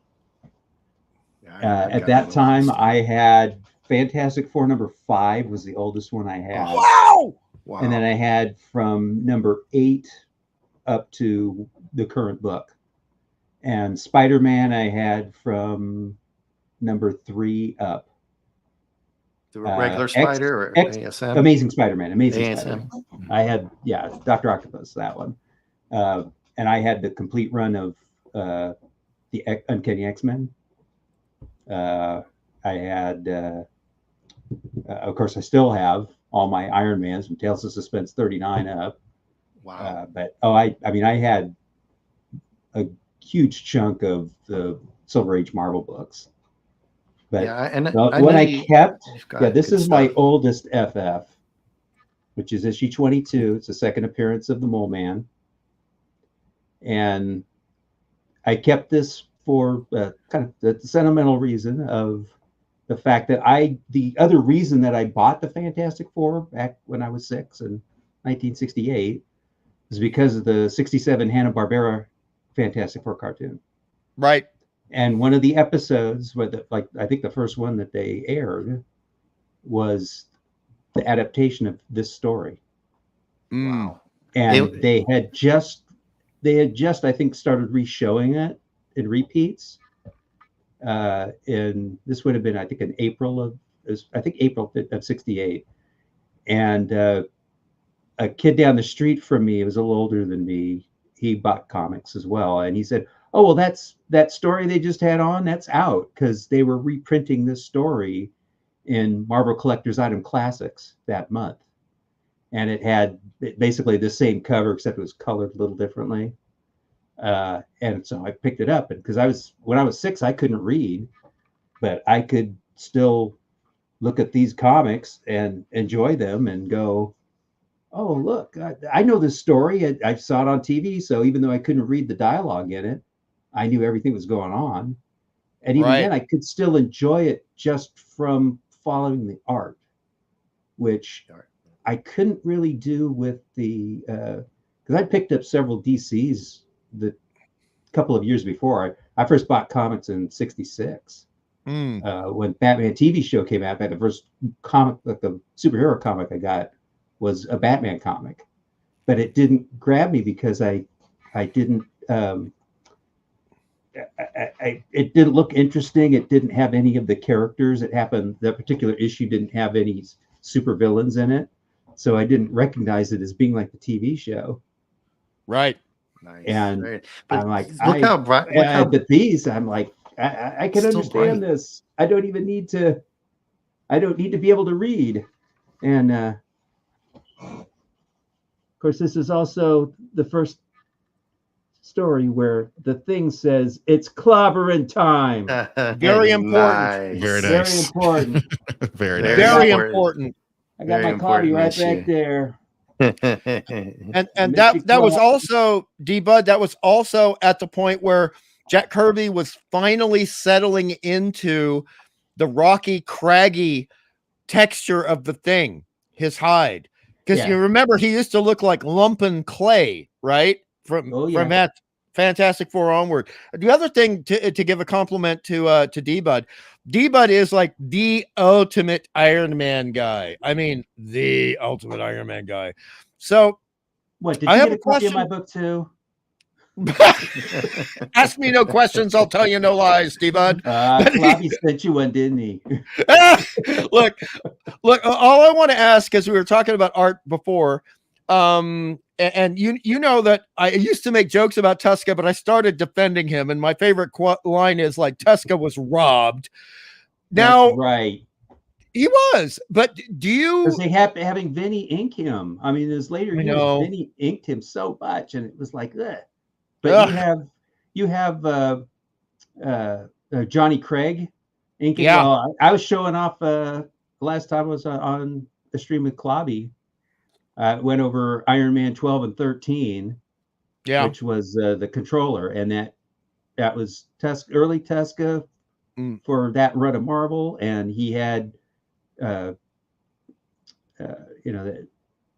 Johnny Craig inking on it, and he was doing the non-rectangular panels at that time. Tusk was he did that for several issues, that thing, and that's really beautiful stuff.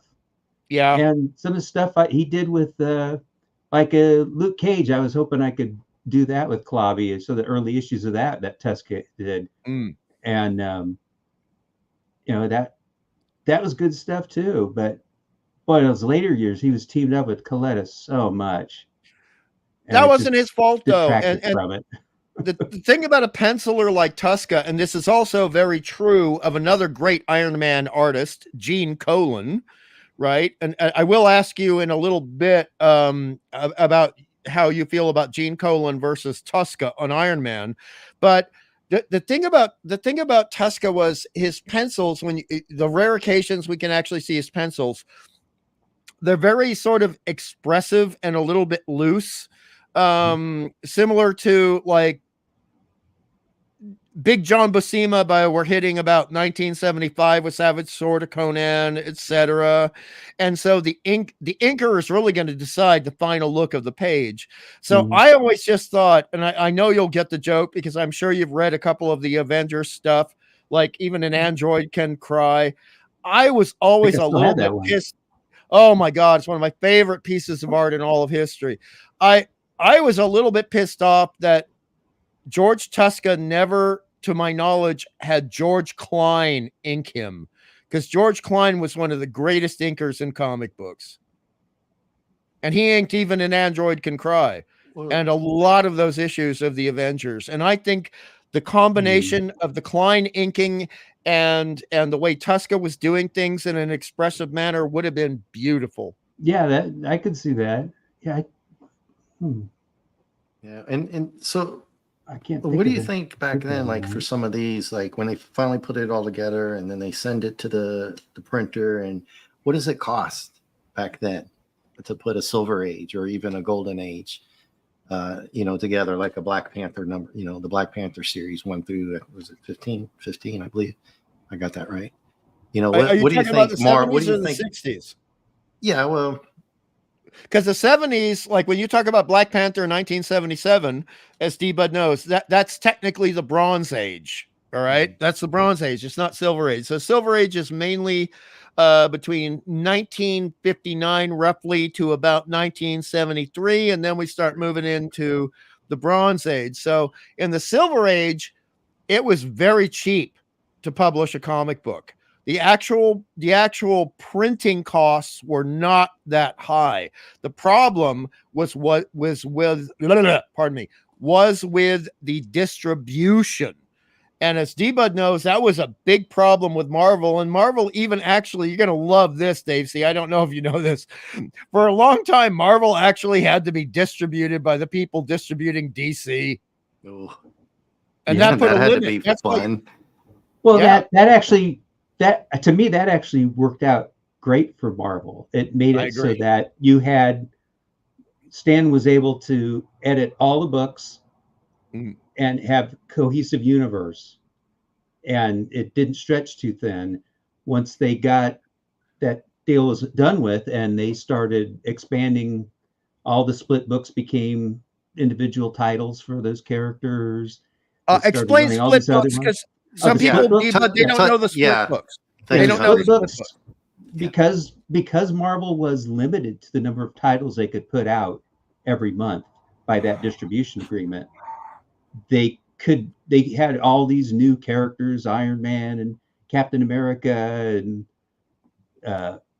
Hulk and Ant-Man and Doctor Strange, and they didn't have enough titles to put them all out in their own books. They weren't allowed to by the distributor. Yeah, they weren't allowed. Yeah, they could have, but they would have to be all bi-monthly, and they'd have to alternate months. So what Marvel did instead was back. Sorry, Diva, I'm gonna cut you off real quick. Mm-hmm. When you're talking about alternating months, we're talking about the same time that Marvel and DC had to combine to do their own distribution in the publishing. Well, so really DC had the distribution. Yeah, Marvel, because they had lost their distributor. And so Martin Goodman, who was running Marvel in the it's the late 50s probably, it's when they did that deal.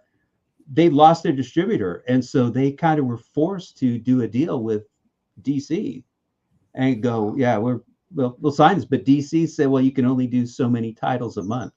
Right. What about year was this? What years was this? Oh, it was a bit of in the late 50s, and it ran into 68? Yes. It was 68 is when it ran out. So it might have been 58 to 68. Might have been a 10-year deal. I'm surprised DC survived and Marvel didn't try to put them under. Well, no, it was the other way around. Sorry. DC, DC could put out all the titles they wanted, and they did. They took up most of the rack space. And Marvel could only put out like a dozen titles a month. It was something around that. And they could put out annuals and stuff, so they get a little bit more out at times, but they were limited to the number of titles they could do. So and DC forced that on Marvel through that deal. And they couldn't do anything else about it. And so that sounds like something that would just go straight to court in the year 2024. In competitive practice like that. But you'd think so, but we had a distributor monopoly for how many years? What Diamond? Yes, Diamond had a monopoly, and why was that? And whose fault was that? Marvel's. That's why Marvel and their stupid decision to buy Heroes World and distribute their own books. Oh, we could do it better than anybody. What'd they do? That went under. It put Capital City Distributors out of business, which was that was a company I had as a comic distributor, and I had to get it. I had to get an account with Diamond. I had to get an account with Heroes World. That last year that I was in the comic stores, which was 95, I had 3 accounts because there was exclusives for all of them. I could only get Marvels through Heroes World. I could only get there was a few independent titles that Capital City was able to sign, which wasn't enough. and everything else was Diamond. And of course, Marvel couldn't handle it, and Capital was, I mean, they had nothing by that time. They got destroyed by it all. And so Diamond wound up having a monopoly, and they had it for how many years? And it only just finally broke up, how many years ago? A couple 6 years ago, years finally. Ago, yeah. And, it was horrible. And I got it. I hated Marvel for doing that. I'm like, I don't want to sign up for a bunch of accounts. I was perfectly happy with Capital City. And my business partner in the comic book stores, he had a bag business. He did the comic bags. And he had an exclusive contract with Capital City to supply them with their bags. And he lost that contract because Capital City went under. I'm really sorry to hear that. And the other thing is you'll remember, D-Bud, because we're of a vintage, right? I mean, there was for a brief amount of time Capital City Comics, and they were the people who published the first Nexus before it went to First. And then they had to cut that out. Yeah. They cut it out? There were issues I don't want to go into, but the other thing with Diamond, and I'll just say this, is when you were in if you tried to go outside the companies and try to publish your own work, become a self-publisher, this is something that a lot of people currently on YouTube do not talk about, and they think they know, but they don't. They talk about Diamond trying to become a monopoly. It was actually worse than that, D-Bud. They would tell people struggling to start their own comic book, like Poison Elves and other people, all right, look, you can sign with us and only us, but if you sign with any of the lesser distributors, we're not going to take a single comic from you. And they starved out the competition. Yep. It was a war of attrition, and it was brutal, and it was unfair. And I think JT would agree with this. That kind of goes against some anti-competition laws. Right. Yeah. It sure sounds like it, right? They should have never been able to have those when those exclusive deals were getting signed by the big ones, with Marvel doing what they did, and then DC signing exclusively with Diamond. That should have never been allowed. That was anti-competitive right there. It just destroyed the distribution business. Yeah, and so like Buddy asked, I'll just read it for you, Clobby, unless you want to go full screen. Would you say that Marvel had benefited? You called me Clobby, damn it! That's what Dad Man did 3 times. It's your avatar. It's your avatar. I've done it to you a few times, man. It's okay. I've done it to you. Right. At least, D-Bud, at least I drew that avatar myself. Yeah, it's the avatar. It's gotten me a few times. Just talking directly to you, just like that. Hungry. So I'll read that. Would you say Marvel benefited from being limited at the time because they focused on better stories in characterization for them? I mean, that's a good question. I guess you'd have to be in the room with them. That I think for sure it did, because it did. It allowed them to focus all their energies on making just a few books a month. They weren't spread it out. They didn't have to, dilute the talent pool. They had top people doing the top books. And I mean, we started on this, but this is an example of one of the split books. This was Tales to Astonish. Right. And it starred at this point Giant Man and the Hulk. And so you had 2 12-page stories in this title. And there was also Tales of Suspense, which had Iron Man and Captain America was the other. Mm-hmm. And then and that's where Steranko started. Steranko started in Tales of Suspense. Yes. And Strange Tales. She was Strange Tales, because Strange Tales right. Originally it was the Human Torch, and the backup was Doctor Strange, and then they switched the lead one to Nick Fury and as Agents of S.H.I.E.L.D. Mm-hmm. And that was actually, I got some of those here too. Wasn't Strange the original? Didn't he start off Tales to Astonish, or was that? No, he started in Strange Tales. Strange Tales. Okay. But here's Strange Tales. Oh, I love that one. Oh, nice. Oh, I love this story. What do you think, JT? You like that? Both, actually, I love both staring at the stories covers. in this. This is, this was, and you can see in the corner, it's Doctor Strange and Nick Fury, this was the lead story was. Wow, look at that. This was Kirby doing Shield. Oh, look how nice that looks. The look at that lettering too. The lettering, yeah. Right. The bleeding. The lettering. Don't forget the letters. Yeah, and the bleed art. Backup. Yep. The backup is Doctor Strange. What's that, JT? With Ditko. Right. Now, and the other. So do you think the split book is pretty good? I mean, it's got a couple of hack artists like Kirby and Ditko. I guess. I mean, for 12 cents, I guess it's worth a shot. You say that, D-Bud, but see, the thing is, when you look at those split books back then, you'd think, oh, two really nice stories in one book, right? In one book. I look at it in my jaded, post Disney blah blah blah side of things. I would think, oh, they're trying to charge me twice as much for two stories that are half the length, and only one of them is going to be any decent. They're going to have one crap one and one good one in there, and they're going to, shovel the crap one in with the good one. And you realize what kind of stories you're getting 30, 40, 50 years later. Right. They were often both great stories, and they had to do that at that time. But the other thing that this goes into the original topic of how comic books are made, and D-Bud understands this. There's and JT will understand this for television reasons and movie reasons, but there's this awful concept today of what's referred to as the decompressed comic book story. I saw that look on your face. I saw it. It takes you 5 times longer to read this than it would to read any modern comic, pretty much. Right. And so D-Bud knows what I'm talking about, where you have something that is like a 1959 Kirby giant monster story that only requires 12 pages, and Marvel has been extending them for 12 issues. 12 issues for 24 pages. You can tell a great story in 12 pages. A good example to me would be the first 5 issues of McFarlane's Spider-Man. Which that could have been told in a single 12-page story in this. Right on. Compared to the 5 issues it took him to tell that story. I love this one. If you notice, this has there's punch holes in this.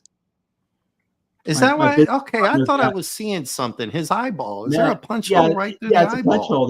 This was put that right up. My business partner had he's got a hole right. Yeah, I thought I was seeing something there. I thought it was. Well, he got a whole collection that was of. This book was pretty practically mint condition, except for the damn holes. But there was like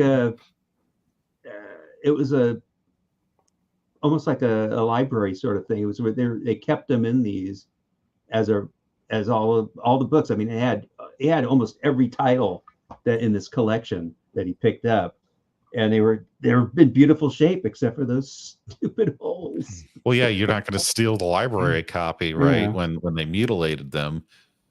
So, and I want to back up D-Bud Martin here on the split books, okay? Because I was too young to remember this or experience it, but I know that you, by the time you were at least 5 years old, you would remember the double feature, and that's what the split book is. So you get a movie that's like 61 minutes, you get another movie that's 61 minutes, and it may be shorter than what we consider a movie to be today, but you go to a double feature, you get a good price on it. Where's the harm, man? Where's the harm? It's great value. I wasn't meaning to imply that they were bad, split book back then. I'm saying in the year 2024, if you made a split book, it would be like, they're putting filet mignon in one and McDonald's in the other, right? And charging you almost twice as much for it. So fancy. That's one way to look at it, right? Back then, I guess. I might have to go back and try to get some of those. I mean, but Phantom had a good point that you can try to take advantage of the situation and introduce new characters at least while you have something going on. Oh yeah, like good old colorist. I love the colorist on this one. I love this 2-color cover. So do I. And you know who didn't get credit for a long time, and he did numerous jobs, particularly for Marvel, but George Roussos. He was a great colorist. And well, he did the inking. I remember he was an inker, but I didn't know he had done coloring. He did some coloring too. He did do some coloring too. And a lot of people did that, but my God, the comic books you're showing right now, just warming my heart, D-Bud, warming my heart. But this is Dick Ayers does the interiors of it, so you might be fooled and think it's a Kirby title, but Kirby did do other issues of this where he did do the interior. From Indiana Jones in that other one. That white cover. More Indiana Jones covers. Antagonists. Very nice. What was the Indiana Someone Jones thing? On this cover dies. It's a YouTubeism. It's an antagonist in Indiana Jones on the cover. Gotcha. I got you. I got you now. And the other thing that's look at that Chick Stone. Look at that Chick Stone inking. I love Chick Stone. I love Chick Stone's work. Yeah. Right on, man. Right on. But another thing we need to bring up, just because I was brought on here to talk about the process, and you understand the process, D-Bud. We sometimes we talked about pencilers, inkers, letterers, colorists. We explained all that. But see, sometimes the penciling part of it, JT and Dave C, it gets a little bit more complicated because sometimes you're just doing the layouts, and then sometimes you're doing the breakdowns, and sometimes you're doing what's called full pencils.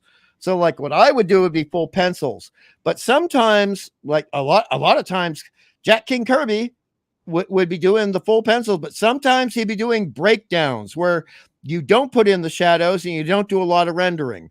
And sometimes you would have people who would just do the layouts, and that's very much doing sort of euphemistic, very vague indications of what's supposed to happen. And then they get another person to pencil it out, and they get another person to ink it. And sometimes when you got just the breakdowns, the inker has to fill in a lot of the gaps. This happened oftentimes with Byrne and Sinnott in the Fantastic Four.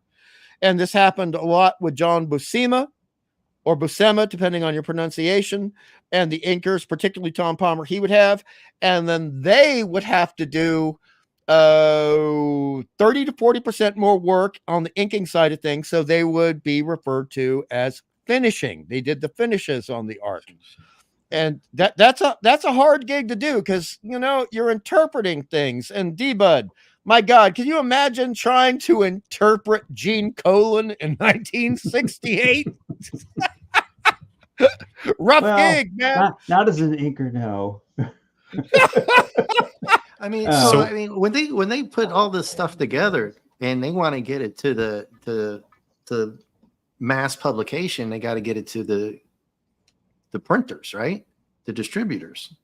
Printers first, and then from the printers they go to the distributors, and the distributors, back when me and D-Bud were kids, and you were a kid, by the way, when we were kids, Dave C, it was mainly look, we're old as hell. No offense, D-Bud, but no, I'm old as hell. I'm up there. I'm always the old man. But it was going to the 7-Elevens, and D-Bud will remember this too. One of my favorite comic books, the thing that turned me on to X-Men, it was in a cigar shop on a spinner rack, X-Men 106, covered by Dave Cockrum. And that one, oh my God. And then there was the next cigar shop I went to. I thought I was going to buy a candy bar. I left the shop with a comic book, and that was the Fantastic Four 177 with a cover by Jack King Kirby, So a lot of the comic books were being sold to mom and pop shops. They were being sold to bodegas. They were being sold to 7-Elevens later on. And Safeway. Yeah, right on. Got this at a 7-Eleven that was almost directly across the street from Disney Studios. Oh, beautiful. I only lived a few blocks away from it. Yeah. So how do these guys trust? I mean, you've got your final product. You've got all your pages to say, okay, this is great. We're going to do it. And you've got how many copies of these? You take a courier, or you drive it yourself. You mail it. You're going to trust what? UPS trucks. You just drive it. Now you've only got one copy of this whole thing, and now you've got a extra copy sitting back at the office just in case something happens on the way. You always had the master copies, and the thing is, you had the original artwork, but then you had the stuff that was going to go to the printer. Okay. And then you made copies of that, and that would go to the printer. And then the printers would, D-Bud knows that the numbers compared to today, the numbers of the amount printed were huge, but they were expecting that a lot of them would be returned. It was what D-Bud can talk about this better than I can. Returnable stock. Yep. And to return it, what they did is you tore the cover off and mailed the covers back.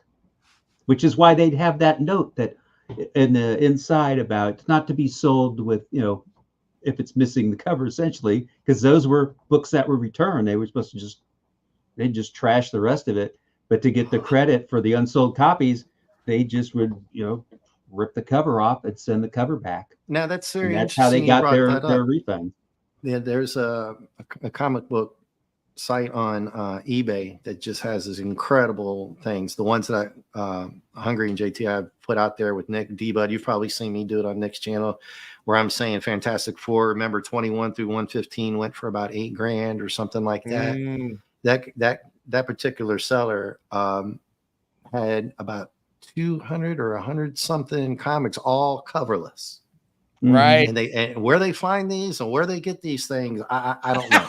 I don't know how. D-Bud can tell you if he wants to. Well, you can tell him, D-Bud. Well, people are selling their own stash to this guy, this company, probably rock bottom, right? They're just getting rid of stuff, but they're also finding. But that was an interesting point, because I think they're selling some this week that I saw, 40 or 50 comics, all coverless.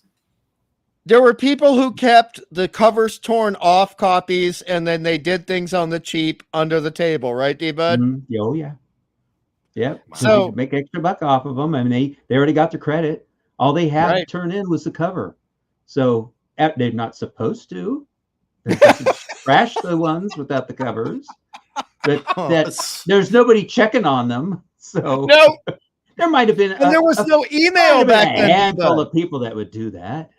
There was no email, D-Bud. I mean, my God, most people back then didn't even have a credit card, Yeah. The times were very different. And JT, credit card, you sent checks for stuff in the mail. You didn't. Right. You'd have to. People didn't have with credit a pen. cards. You'd have to write on a check, a paper check from a paper checkbook with a pen. And when credit cards first got really popular, dude, you remember the carbon copies, D-Bud? You remember the horror of the carbon comies?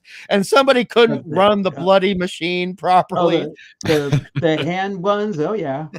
Oh, I had those still into the 80s, the late 80s. I think about 80. Yeah, about 87. I finally got. That's when we finally got the electronic ones. But I'm still running the cards through the old. But I don't want JT to think the wrong thing about my favorite industry. But there's a reason why sometimes JT professionals refer to it as a dirty little industry. Mm-hmm. I'm getting the sense. I'm getting the sense. Oh yeah, there's some characters I knew from in the retail business that some of them have been around a long time. I think we could have especially in the Bay Area, a whole nother stream on this whole distribution and process, and it might be something we all should go back and do again, right? Another 2 or 3 hour stream. I miss easily those days in the 80s when I'd get my ship. I used to get so many titles, so many copies of books. And they'd get, they'd have the distributors had places like in Sparta, Illinois, where they did the printing for the old 4-color books, the Retroflex printing, right, on newsprint. and they started doing all of the stuff like on Mando paper and Baxter paper, and Right. those were coming from Canada, and so you started getting, they had to have more places to have their distribution centers to to get the books and ship them out to across the country, and Right. And we were a large customer for Capital because we had 5 stores at the time I was into it, and they had both Capital and Diamond had, because I'm in the San Francisco Bay Area, they had distribution warehouses right blocks away from the Oakland airport, and the books would get float in there. They get them all in that warehouse, and they would send them out on trucks. And there used to be a truck that came to my Concord store, and they deliver the books I had a store Walnut Creek, which is the one I managed, and one in Antioch. And so the Concord store was sort of in the middle of them all. They deliver everything there. We get all books. I'd load them up into my car. I'd get like 7 cases. Wow. You mean Concord, California? Concord, California. Yep. Oh, yeah, good city. Good city. Yeah, I'm in Walnut Creek. Oh, I love Walnut Creek. Yeah, sorry to distract. I love Walnut Creek. I miss Walnut Creek. I got to see some of North Maine. All right. So I mean, this is, sorry to distract for a moment, Dave C, but we like humor here. Okay. Go ahead. Some of the best stand-up comedians I ever saw were at Walnut Creek. They did some good shows, and there was some good eating at Walnut Creek. I know the places in comedy clubs in like Pleasant Hill and Martinez. Well, Martinez. I mean, you never get a good comedian in Martinez. Come on, that was a small town. But the thing is, my sister lives there. But Walnut Creek had oh God, I'm blanking out on his name now. Did the Sam and Max comics? Right. He lived on like right off the main road that my street's off of. I used to pass his house going to intermediate school. I'm totally blanking on his name right now. It's because I'm old.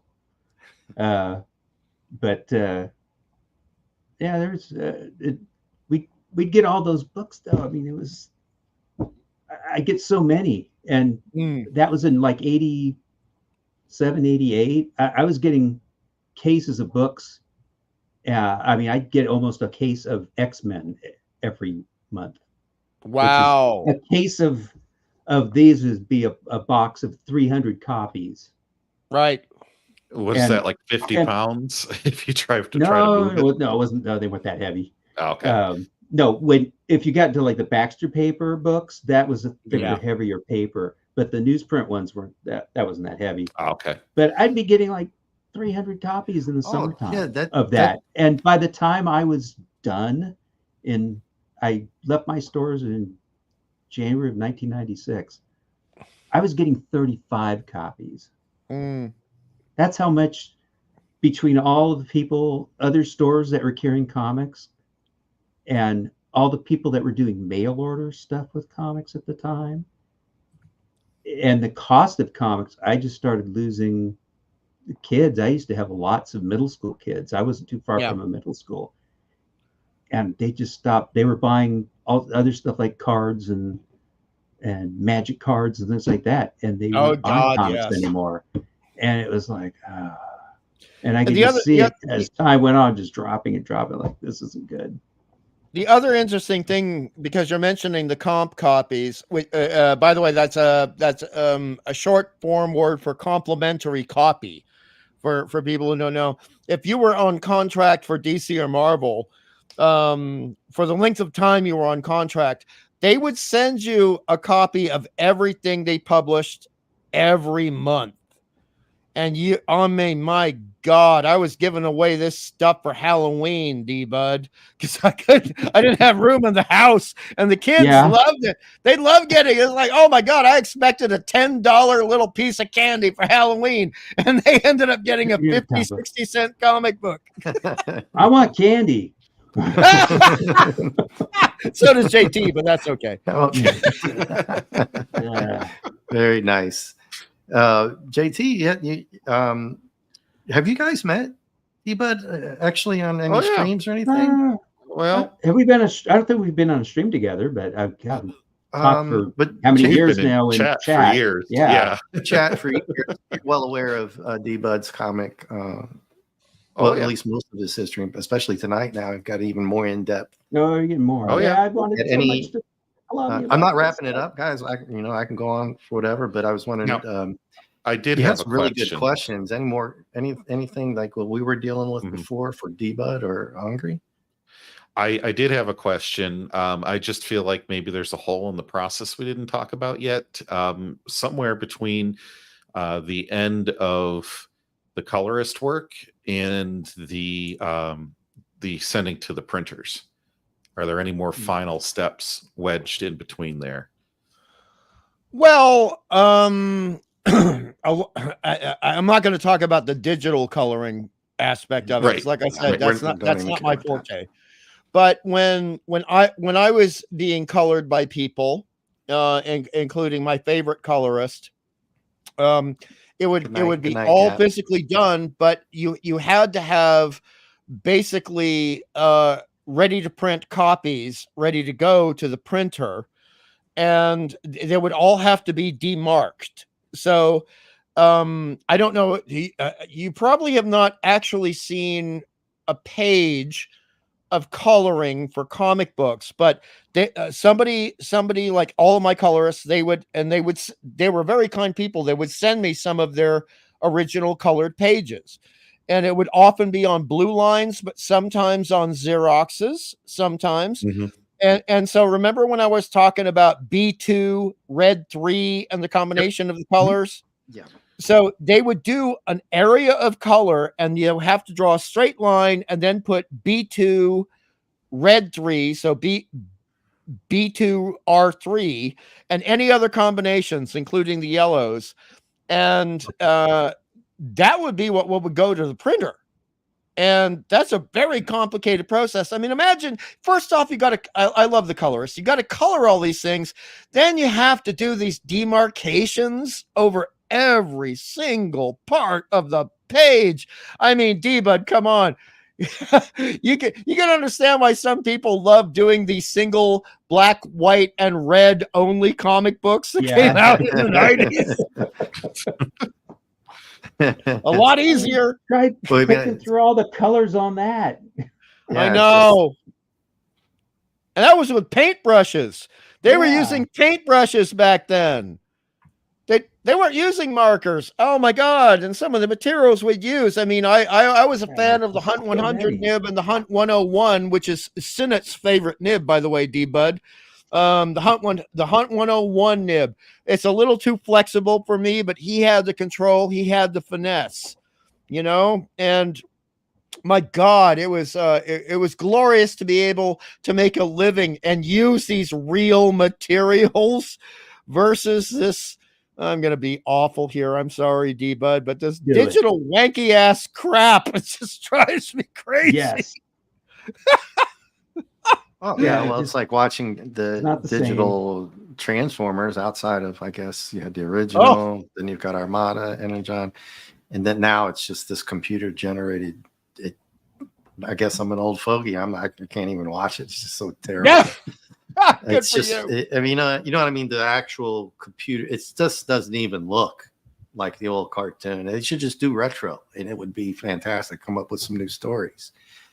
And so I guess the JT, do you have any? Because I was going to talk about timelines. You mentioned timelines earlier. Oh, deadlines! Oh dear God, the deadlines. Yeah, JT, do you want to anything else on that stuff you were talking about? Oh gosh, shifting back over to that. Let's see. Yeah. Well, I didn't want to derail what your thought process on. You had a streamlined thing going on with the questions you had, so I didn't want to. Sorry about that, Dave. I didn't mean to derail. I apologize. No, not you. Me. I didn't want to derail JT because I know he was thinking about keeping in line how it was working, and that's why I actually wanted to do the stream. Yeah, well, and then the timelines that you would have on some of this stuff. I guess who was enforcing this timeline? Was it something that we just have to have on the first of the month, and some business leader had said this, or I don't know. It could be because you look at some of the stuff now, like if you look at more like the Rippaverse comics, they come out when they come out, right? Well, that's crowdfunding. That's crowdfunding and self-publishing, and that's different. Crowdfunding is self-publishing, and as D-Bud knows, when you're working for the corporate comic books, that's a very different situation. But please go on. I just want you to understand the crowdfunding situation is an entirely different deal to the way comic books used to work. Entirely. Sure. So, I guess who put this in and when did they try to really squeeze the artist for all they were worth when they said, okay, you have X number of days for Y number of pages, right? Was that ever negotiated, or was it more, if you would like to be hired for this and have food on the table, you're going to make 27 pages this week or else kind of a thing? I kind of wish the answer was not in your question. Okay. Did not want to lead you, but it's just kind of the outside impression from hearing so many stories about, great question, how it is crunched people were. Well, it was. I mean, look, I know a lot of people didn't enjoy his work, and sometimes, Clobby and I enjoyed having a slight disagreement on occasion. All right, a slight disagreement. I love Rich Buckler, and D-Bud Martin knows who Rich Buckler is, and I greatly respect him as an artist. But there were times when Rich Buckler would have 25 days to do 24 pages, and there was one time, I kid you not, and this is why the art looked bad. They said, we have 3 days to put it in. You have 2 days to draw 18 pages. That is an insane timeline. 9 days. Did you say 2 days? 2 days to do 18 pages. 9 pages in a day. Is that just one particular person? One, like we were talking, the letterer, the color? That was Rich Buckler alone. Just Rich Buckler alone. Okay. Is that same kind of deadline put on the other people so that it all gets to the editor? They only have 2 days next, and then they only have 2 days next, and the next. Sometimes yes, but sometimes they're just going to look for the guy who's going to say yes to the job and put up with that crap. And that is why Stan loved Vinnie Coletta. Right. That's, as a businessman, I love Vinnie Coletta because he'd get it done. He'd get it done by the timeline I needed it. And you can complain about all the erasures and stuff he did, but he got the damn book in on time because I need that book to get out. And so business wise, I love Vinnie Coletta. Yeah. Yeah, but you're really aesthetically we have a problem. Yeah, aesthetically, but as a businessman, if I'm Stan Lee, I love Vinnie Coletta because I can dump something on him and say, I need this, in 3 days, and it's done. He'll have it done for me. But to back you up, detail, but it's done. Yeah, but to back you up and answer Dave and answer JT, that's one of the reasons why, as early as 1984. James Shooter was actually following the example of Eerie and Creepy and those guys who were doing what they were doing and hiring a lot of Filipino guys because they were going to get things done fast, especially the inkers, but some of the pencilers as well. So I understand exactly where D-Bud is coming from. And sometimes the industry just look. D-Bud, as a professional retailer, can tell you if a comic book is supposed to be monthly and it's supposed to come out every month, and people have to wait for 2 months for the book, and the book is 2 months late, maybe even later, the sales drop off, and that affects the retailer, especially if it's new, if it's a new title. Right. Image Comics. I mean, Image Comics, and it's kind of like what we were talking about with the crowdfunding stuff. Those guys left Marvel, where they had an editor to answer to and timelines to make. And they started Image Comics, and they were their own bosses. And what happened? Late. Late. Everything was late except for Savage Dragon. That was about the only one I can count on coming out every month. Right. And Spawn was pretty good. Valentino is pretty good on his stuff. I like the Image United. But, It's good. But they failed books. Who the hell knows when they're going to come out? I'm just going to say one word, D-Bud. Liefeld. I don't know. I don't care. To me, he might be a nice guy, but I can't stand him because of that. Right. He had all these titles he was coming out with. The first issues came out. The second issues were taking forever. And when they started Image Comics, what happened was the young kids I still had buying comics at the time, they were buying, X-Men and Spider-Man and Punisher and Wolverine and all that. And when they left to make Image, well, all these kids dropped a bunch of these, like Punisher. I mean, Punisher just died as soon as Image came out. I remember that was like the first book all the kids dropped to make room in their budget to buy these Image books. Yep. And what happened? First issues came out, and then nothing. Well, another thing that was killed sales. No, go ahead. Oh, no. It also, D-Bud, I don't know if you know this, but it really affected us on the creative side, the production side of things as well, because due to those Image problems that you are referencing, Diamond changed their entire system in regards to how they would accept a self-published comic book back then. And it became much harsher.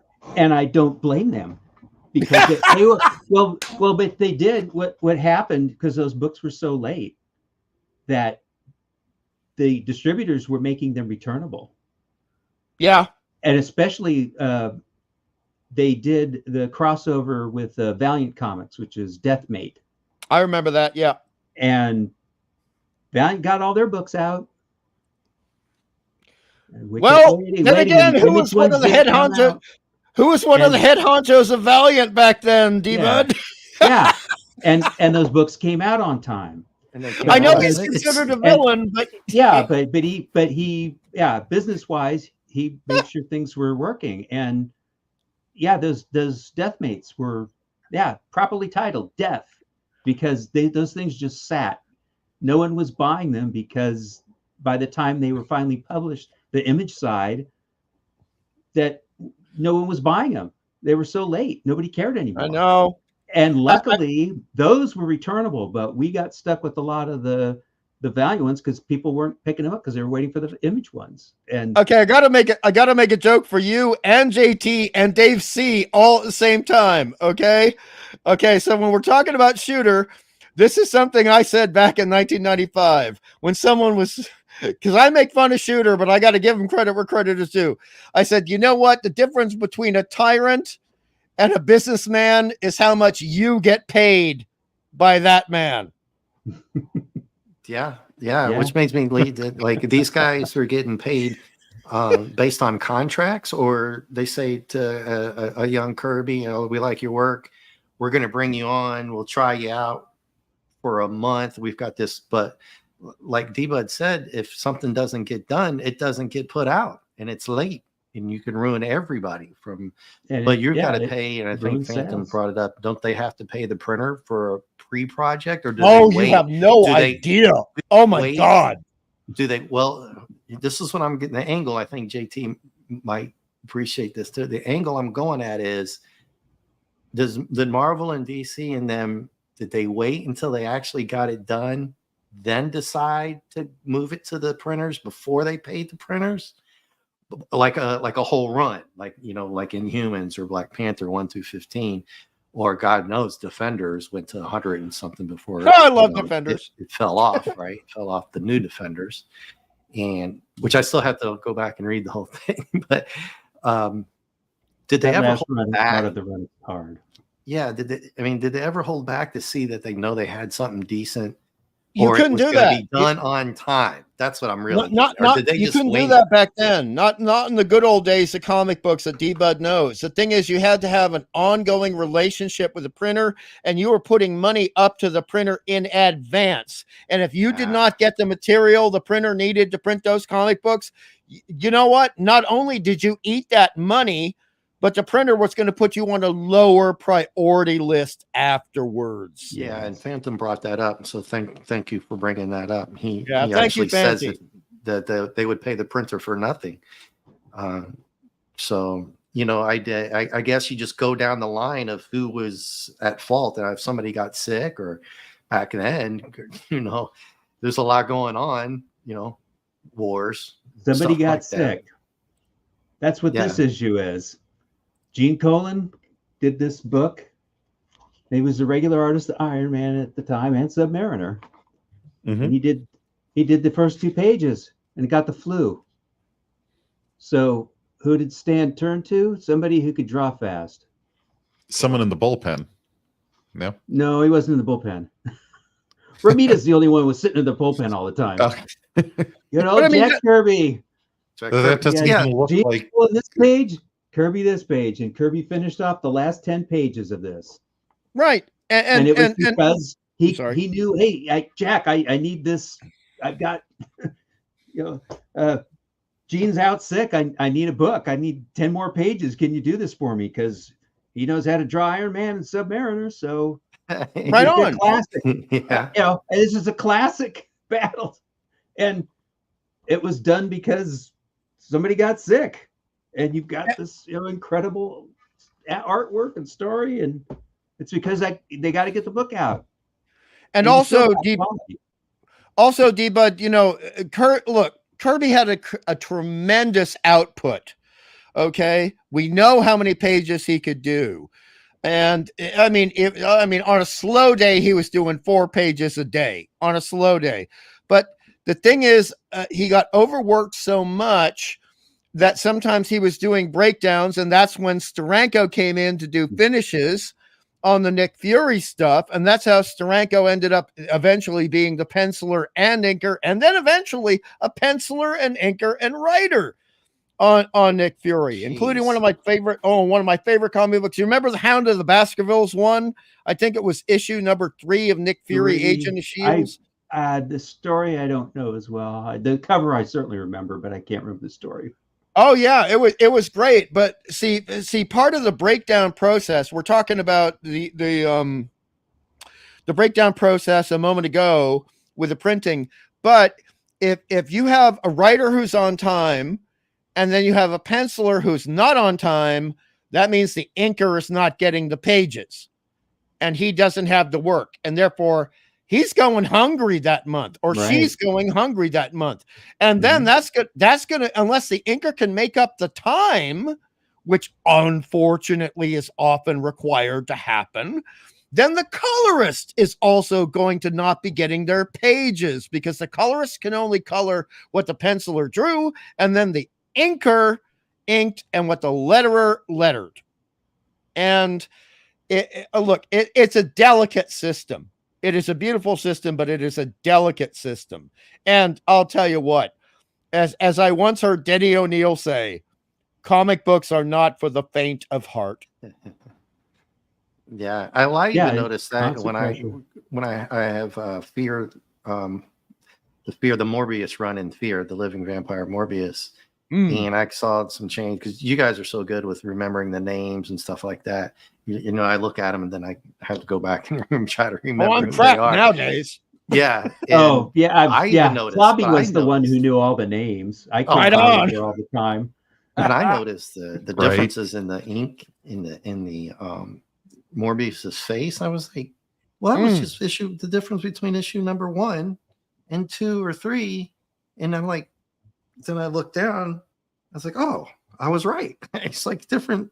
I think I've got the right comic books right, but yeah, it's different people from issue to issue. Well, just that would happen. That would happen a lot because people at Marvel would bounce people. Look, if somebody was starting on a certain, this would also happen at DC, but if people were starting doing something and they were starting to catch on, and there were a lot of good fan letters, I mean, they're going back to the 60s, as D-Bud knows. I have seen the original fan letters of Marv Wolfman and Len Wein when they were like 13, 14, 15 years old. And God bless them, you know, and I was friends with Len, and I got to meet Marv, and that's great. But the situation is, if you can take someone who's really good and really fast and move them off a book to a more important book, that's what's going to happen in comic books. So this is, and D-Bud knows this very well. This is what happened with John Byrne. John Byrne started out first off at Charlton Comic Books. Wow. And then 3000. Right.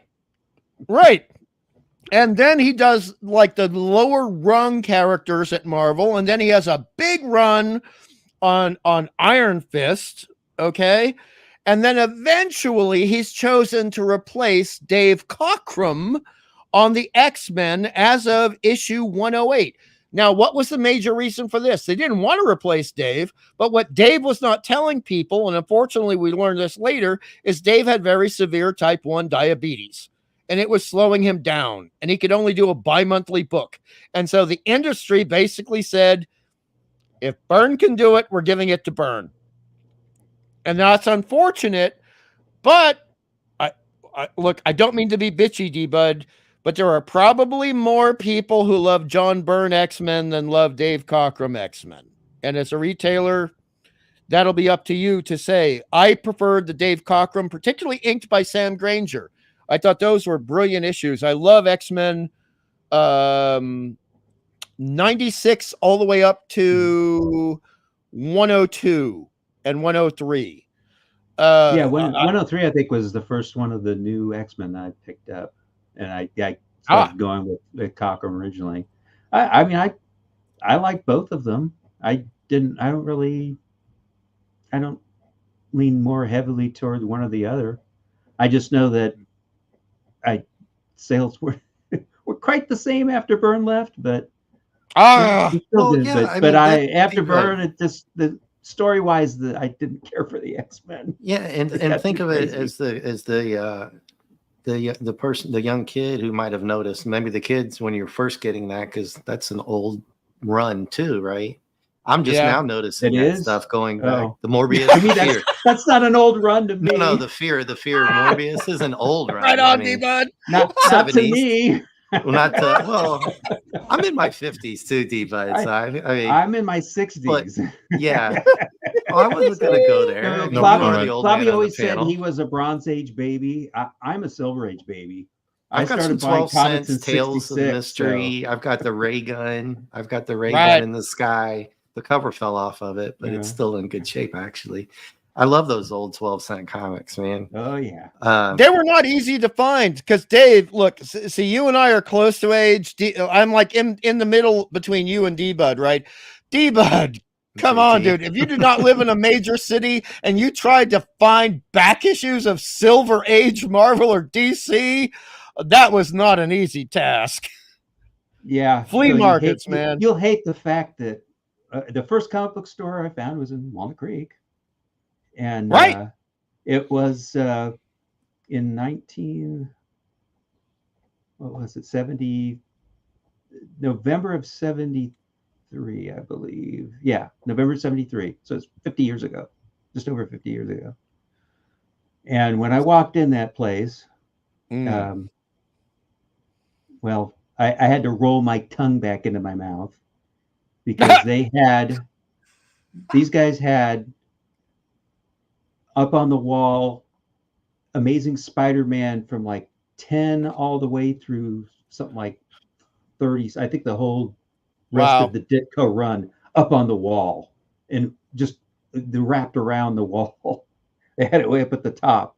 And, I was just standing there bug-eyed going, they had a Fantastic Four #1 on the wall, which was a whole $50. Can you imagine that?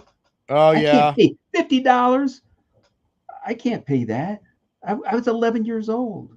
Right. But I did. They had a near mint copy of Amazing Spider-Man #6 sitting in the in their case. Amazing. And it was going for a whole, I can't afford this, $3. No.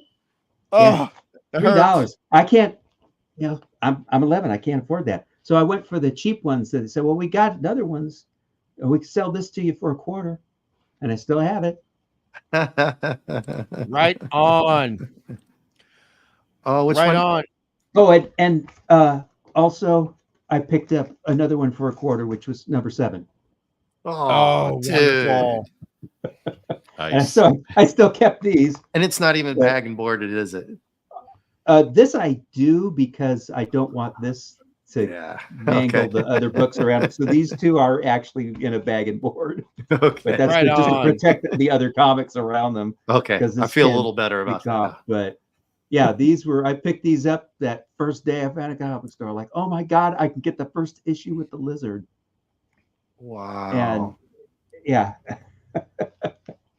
But that and was, also, and then I went to San Francisco at sometime like within that year, and a place had like Spider-Man 1 through 10, and they were selling them for some crazy dollar amount at the time. They were like at $50 or $100 a piece, something like that. I'm like, really? Yeah, there were plenty of comic stores in the Bay Area at that time, and of course many more over the years. And I went to school in Berkeley. There were 3 comic book stores within right down the street from campus. I mean, just down Telegraph Avenue. Right. I remember Telegraph Avenue. Stores. Yeah. Some of the best coffee you'll ever find back in the 80s, at least. I wasn't a coffee drinker. Nice. Hey, I went to the Chinese restaurants. Good one. I mean, but there was a Comics and Comics in Berkeley. Comics. I can't remember the names of it. There was one that was Bob Beerbaum had another one there. And there was another one that was about a block up from Comics and Comics. It's right down the same block as People's Park. I went to both of those shops, man. Side. Yeah.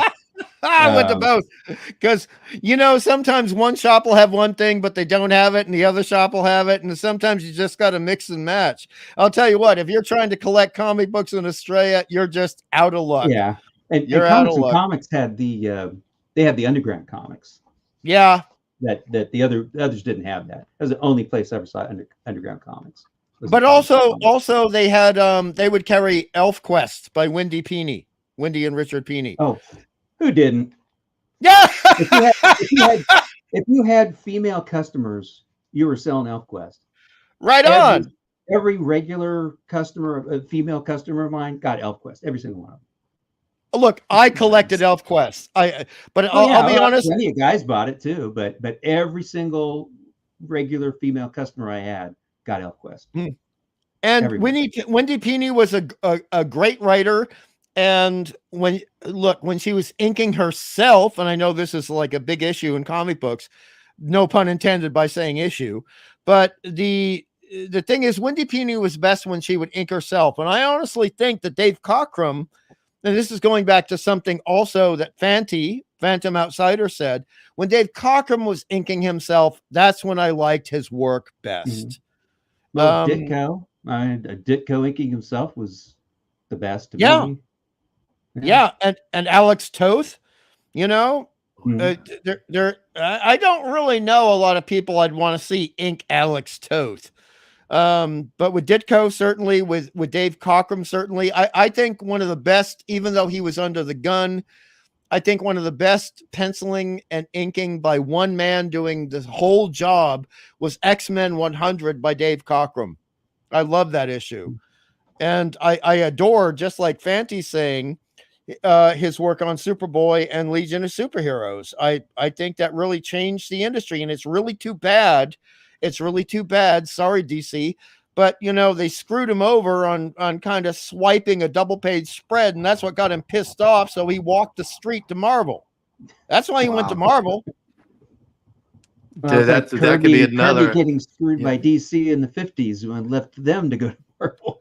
I could be a whole other stream talking about how these guys would go back and forth and all this stuff and throwing contracts and stuff. That JT, you did you have anything I'm sorry, else? you got to go, JT. Sorry. Yeah, sorry. I need to exit. It's been a long day, and I've got another one coming ahead. So, yeah, I know the feeling. Yeah. Yep. But, JT, just before you go, ask another salient question. Oh, geez. Putting me on the spot. Oh, man. Well, you've answered so many of them that I've learned a ton. Oh, good. From everybody here. So it's been awesome. Like actually getting some of those, like when you look at them type things like, I wonder. Mm-hmm. So I have to ask a question that won't get you in trouble. So oh no, go for it. Go ahead. I was gonna have to say if you were to letter your actual name in a comic book, how would you do it? I was just kidding. Oh dear God. Well, number one, I would never letter myself. I did actually do that for 5 published comic books, and I hated it. And I did all the lettering by hand. I despised it. But no, I would go back to my I would hire even if I had to pay for it myself, I would hire my favorite letterer from one of the big 2 that I worked for. I would hire him. And he is a charming delight, and he is incredibly talented, and he never went digital. And that's what I would do. Stick to the old team, man. Don't break up the rock band. Well, okay. So thank you for that. I also have one more question, I guess, for both you, Hungry, and Debud as well. So would you rather, and this is kind of a dilemma, would you rather take more time on a book and make it your best work and not get paid as much because your number of pages is lower, but know that you put out the best work that you could? Or would you rather put out as much work as fast as you could and make more to live off of? And I guess, Debud, for you, would you rather wait for books and not know when you're going to have the stock in to sell, or have reliable stock of a lower quality product? Oh, no question. Reliable. I need reliable. Because even if it's not the greatest book at the time I was selling books, people would buy titles. They're always going to buy X-Men, even if you put, Joe Slobotnik on the art, they're still going to buy that issue. But if it doesn't come out, I don't have any sales. And if it's a book like that, like X-Men, that's a huge seller for me. That's my biggest selling comic. If I don't get that book, that's a hit to my income. And I need that cash flow because I got to pay my distributor bill that week. Sure. Right. And, but aren't you concerned as a retailer? About... Oh, yeah. I mean, I'd prefer it to be good so people will keep on buying it, because if it gets worse, sales will drop off. But from a cash flow standpoint, I need that book to come out. Just like those Image Comics, I will never forgive Image Comics for what they did to me, because they really damaged my sales by doing what they did. If they put their books out and I'd been able to sell them, no problem. I might still have that cash flow. But it did cause a cash flow problem for me, because there were all these books that I could have sold. I could have been selling all these Punisher issues that kids would have been buying. Right. But they didn't buy them because they dropped it to buy these books that never came out. I want them to buy something. So as a retailer, I need reliability. Okay. Now, Debud, I hate to say this. This is going to be the first time in this stream or any other stream I've disagreed with you, and I apologize in advance. But as an artist, as the art end, that's totally different from the retail end. Right, precisely. Now, for me, the way I look at it is, let's have a negotiation with the publisher and the group editor and the editor, and just say, look, I can do something that's going to sell 100,000 copies, but it's going to take me 3 months to pencil and ink it. So can we organize it so it is not advertised? Can we organize it so we can have the time frame where I have that 3 months versus me just and I hate to use the word hack, but that's a term that's used in comic books, just like writers use the term hacks, other people use the term hacks. I would always rather have 3 months and make $60,000 than do hack work on 3 different comic books and make $90,000 because it's going to reflect very badly on me on the end side of it. And for, you know, the rest of history, I am humiliated by any of the bad pages I've done. Humiliated by them. Look, D-Bud, I know it's going to sound awful. I've burned a lot of pages. I have burned pages. I can believe it. I can believe it. And I've given a lot away, but I love your side of it. Yeah. But I have to stick to my guns on my side of it. Well, it's a complete circle. That's what the whole stream was about. Well, putting them one part together and then branching out into these other things that we've been talking about. But I do want to get JT out of here so he doesn't have to bail on me. Yeah, sorry, JT. Yeah, no problem. No, I appreciate both of you answering the question like that. It's fascinating to hear both of you and hear, you know, the approach to both. But let me just say, JT, there is never an excuse for 48 pages of a graphic novel to take 6 damn years to do. D-Bud knows what I mean.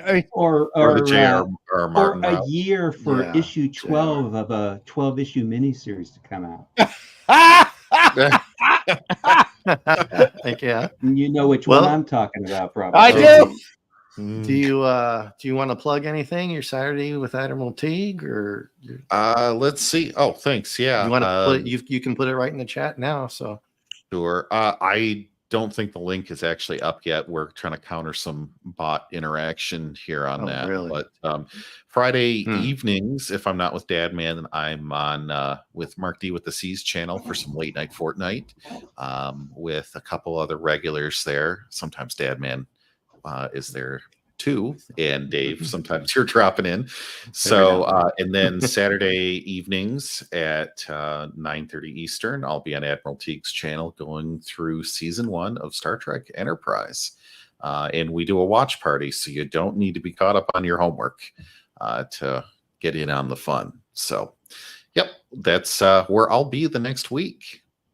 Outstanding. And thank you so much for coming in. You had some great questions. Magnificent questions. Really, they were. Thank you for having me. When I saw you promoting this, I was like, oh man, I have to get in here and talk with these folks, because it was just, I had a lot of burning questions and then there were so many more. I feel like this is probably the best and most fun learning experience I've had in quite some time. Honestly, I'm not thank you, sir. puffing this up. It was a genuine treat to get to talk to both Hungry and D-Bud on this. So thank you, Dave, for hosting this. Oh no, I'm glad you came on, man. It was a pleasure. And definitely, I'll be out of town this weekend, so I won't be back until Monday. So sure. All right. Well, hey, thank you everybody on the panel, and thank you everybody in chat, and have a great rest of your evening. And you have a snack and get good sleep. Will do. Thanks. Yeah. Bye. Have a good evening, brother. I'll see you. Well, guys, D-Bud, man, thanks for coming on. This is our first time, I think, actually streaming, like not just in chat or coming in and out, or maybe on Nick's panel, but I don't think we've ever actually streamed. Yeah, we've done on Nick's, but so I am going to also wrap it up so I can start packing for tomorrow. Oh, dear. Man, yeah, I'm going to have some fun this weekend. I'm going back to Virginia to hang out with some of my old friends and go see an 80s live band. So that'll be great. And thank you very much, D-Bud, for coming on and sharing your knowledge and acumen. It was really appreciated. Well, Dave was twisting my arm and making me feel guilty. He said he had to get dressed. I was like, well, go put your old underoos on and get on the stream. I just threw a shirt on. But Buddy has a great question. Was there So, buddy, are you saying that they would make them use certain materials? Hungry, you want to run with that? Well, I mean, can you see the question? Yeah, I see the question. I mean, honestly, there would be times with either Marvel or DC, not with Dark Horse, those cheap bastards, but the situation. The situation is at a certain point at Marvel, particularly when again Shooter was in charge, you could give an itemized list of what you would need to do to make the comic book happen. So, for example, you could say, I need a box of 53H pencils. Now, that's a really hard lead, and that's what Dennis Cowan used to use. Dennis Cowan, as D-Bud will know, was the artist for a lot of Green Arrow, but also The Question when The Question got revitalized for DC. Now, a lot of other guys use a much softer lead, so you could ask for that softer lead, and they would. I mean, honestly, Marvel tended to go for a softer lead, more of a John Buscema kind of pencil lead. And for DC, it was more along the lines of an H or a 2H. What I tended to do was draw everything out loosely with a 2H, which is a fairly hard lead, and then I would go over it with an HB, but fairly lightly, because I didn't want somebody. When I had to ink it, I didn't want to have the pencil lines remaining. I wanted only the ink lines remaining to be the ultimate professional I could be. The main real difference, buddy, is not in the pencils. It was in the Bristol board that we were given by the company.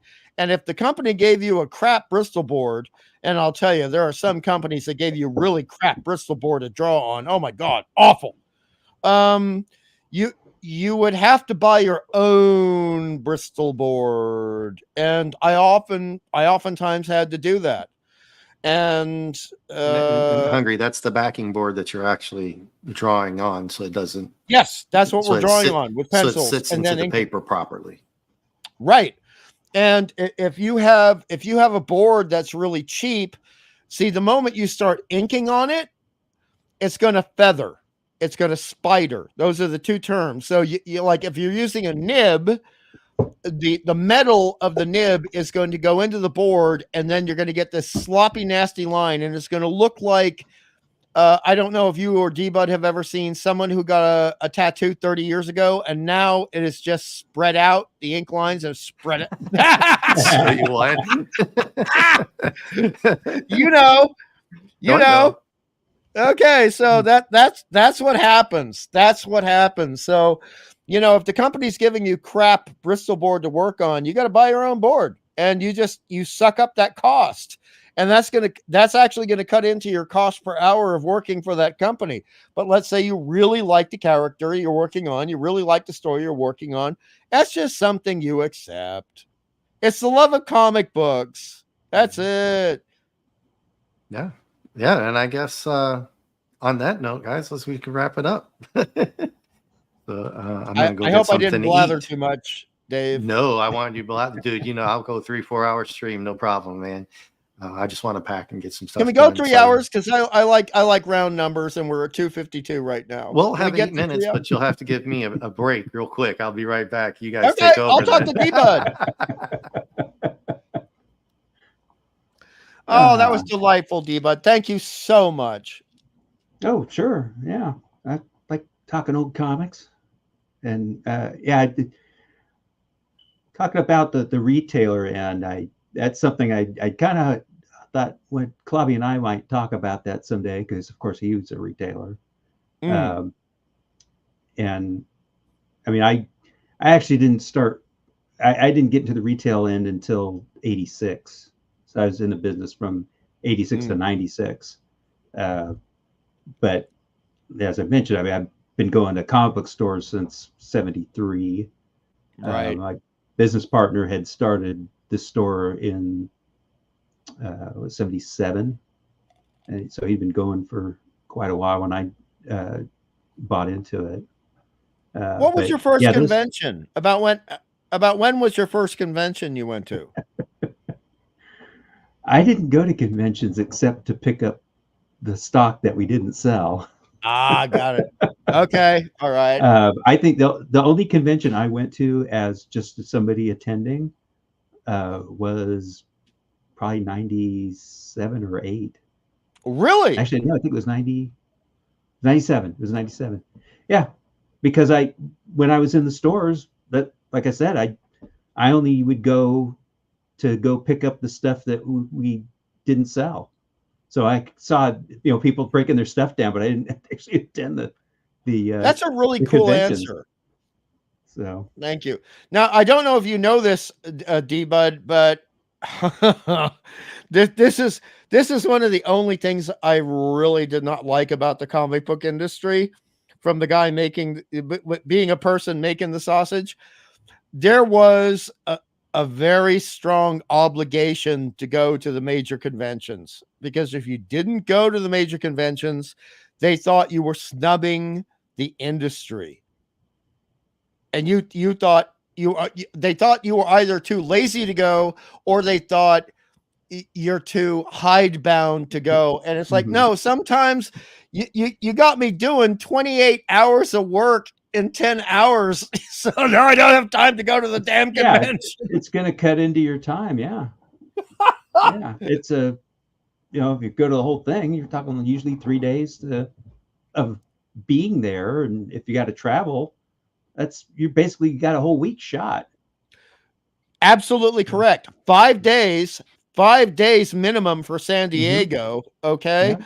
And for an Oakland convention, 4.5 days, depending on how close you live to the city. But, see, then there'd be these interesting things that would happen. Like suddenly you become the guy doing the portfolio review for the editors, because they realize you can do it better than them. And they hate doing it. Editors hate doing portfolio reviews. They hate it because, man, they see some dumb crap coming up to those portfolio reviews. I don't mean to be a bitch. I really don't. But I mean, you have people drawing on Xerox paper. And one of the first rules of the industry is do not show us work that's not done on Bristol board. Don't do it. Don't do it. And have if you're going to show 6 pages of samples, and they generally want 3 to 6, don't just be all splash pages, man. Don't be all action poses. You remember that garbage from 1992 when people were just drawing faces and they were just drawing the action poses? Show us a little John Romita Sr., for God's sake. Little bit. Oh. Just a little bit of storytelling, please. And he was in the bullpen. Yeah, he was the guy. He was the guy doing all the corrections and little changes on faces and things. Yeah, and you probably know this, and in fact, I'm sure you know this. But he really wanted to just be an inker for a long time, and Stan said, "Not your penciler." And he wanted to do Daredevil, right? And you're doing Spider-Man. Yeah, and Kirby, and you were talking about breakdowns. Kirby had to do layouts, at least for the first couple issues of Daredevil that Romita did, because he wasn't, he kind of had to learn the Marvel method. Yeah, and so Kirby just kind of gave him some stuff to kickstart it. And said, here, this is kind of.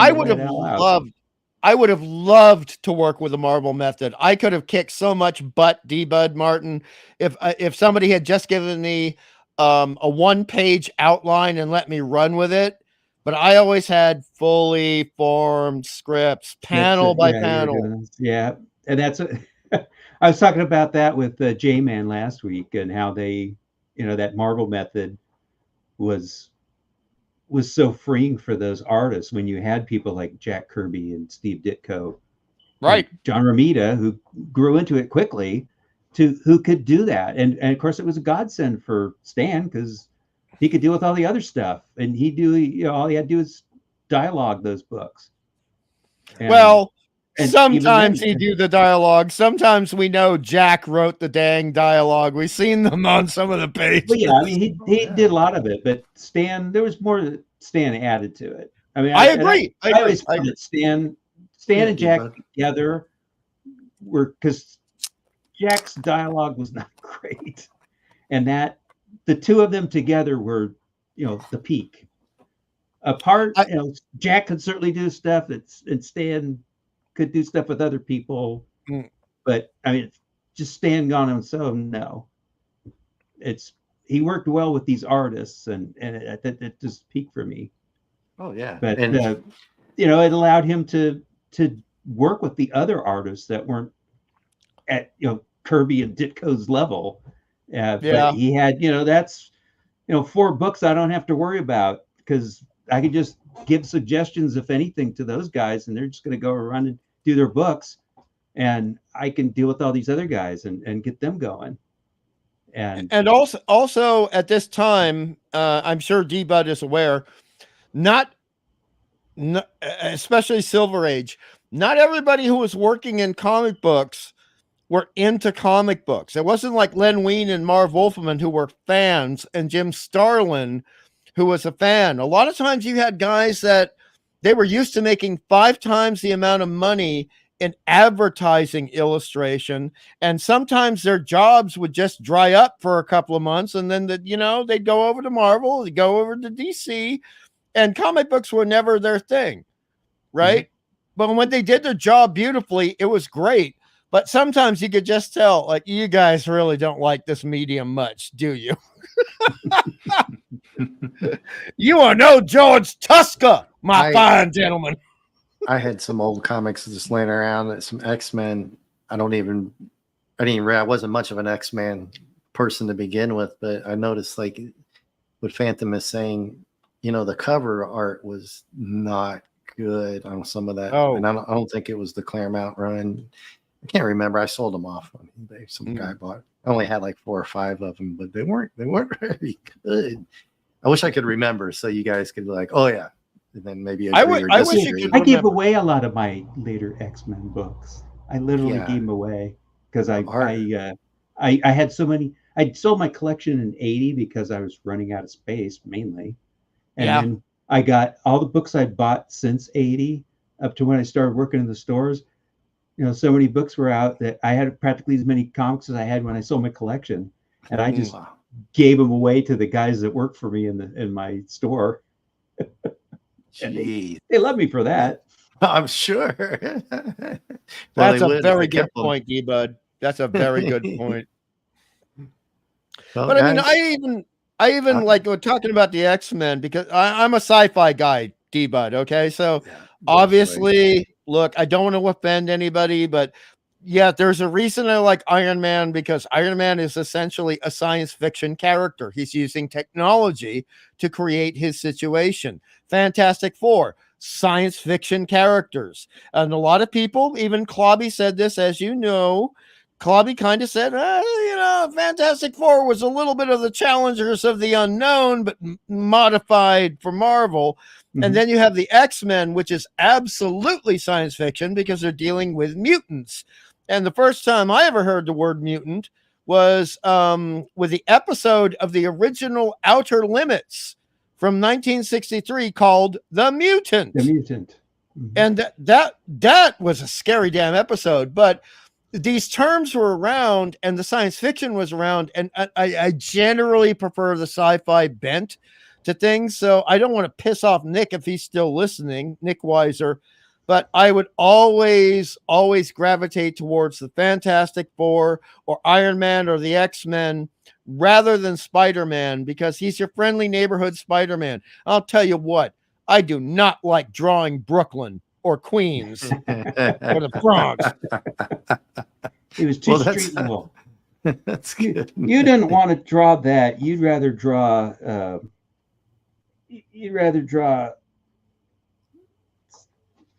machines like that.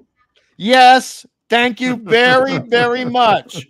Or landscapes like that with micro worlds and giant things and precisely, and design creatures like this, creatures like the Sentry Sinister, right? And like do all the wacky buildings in Wakanda and do Atalan, the city of the Inhumans. That's what I was into. That's why I like comic books.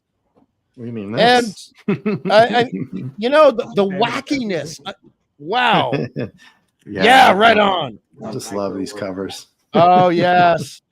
Oh my God, yes, D-Bud. And it's still bright, glossy. And it's still bright. Yeah, I mean, that's bright, beautiful colors. And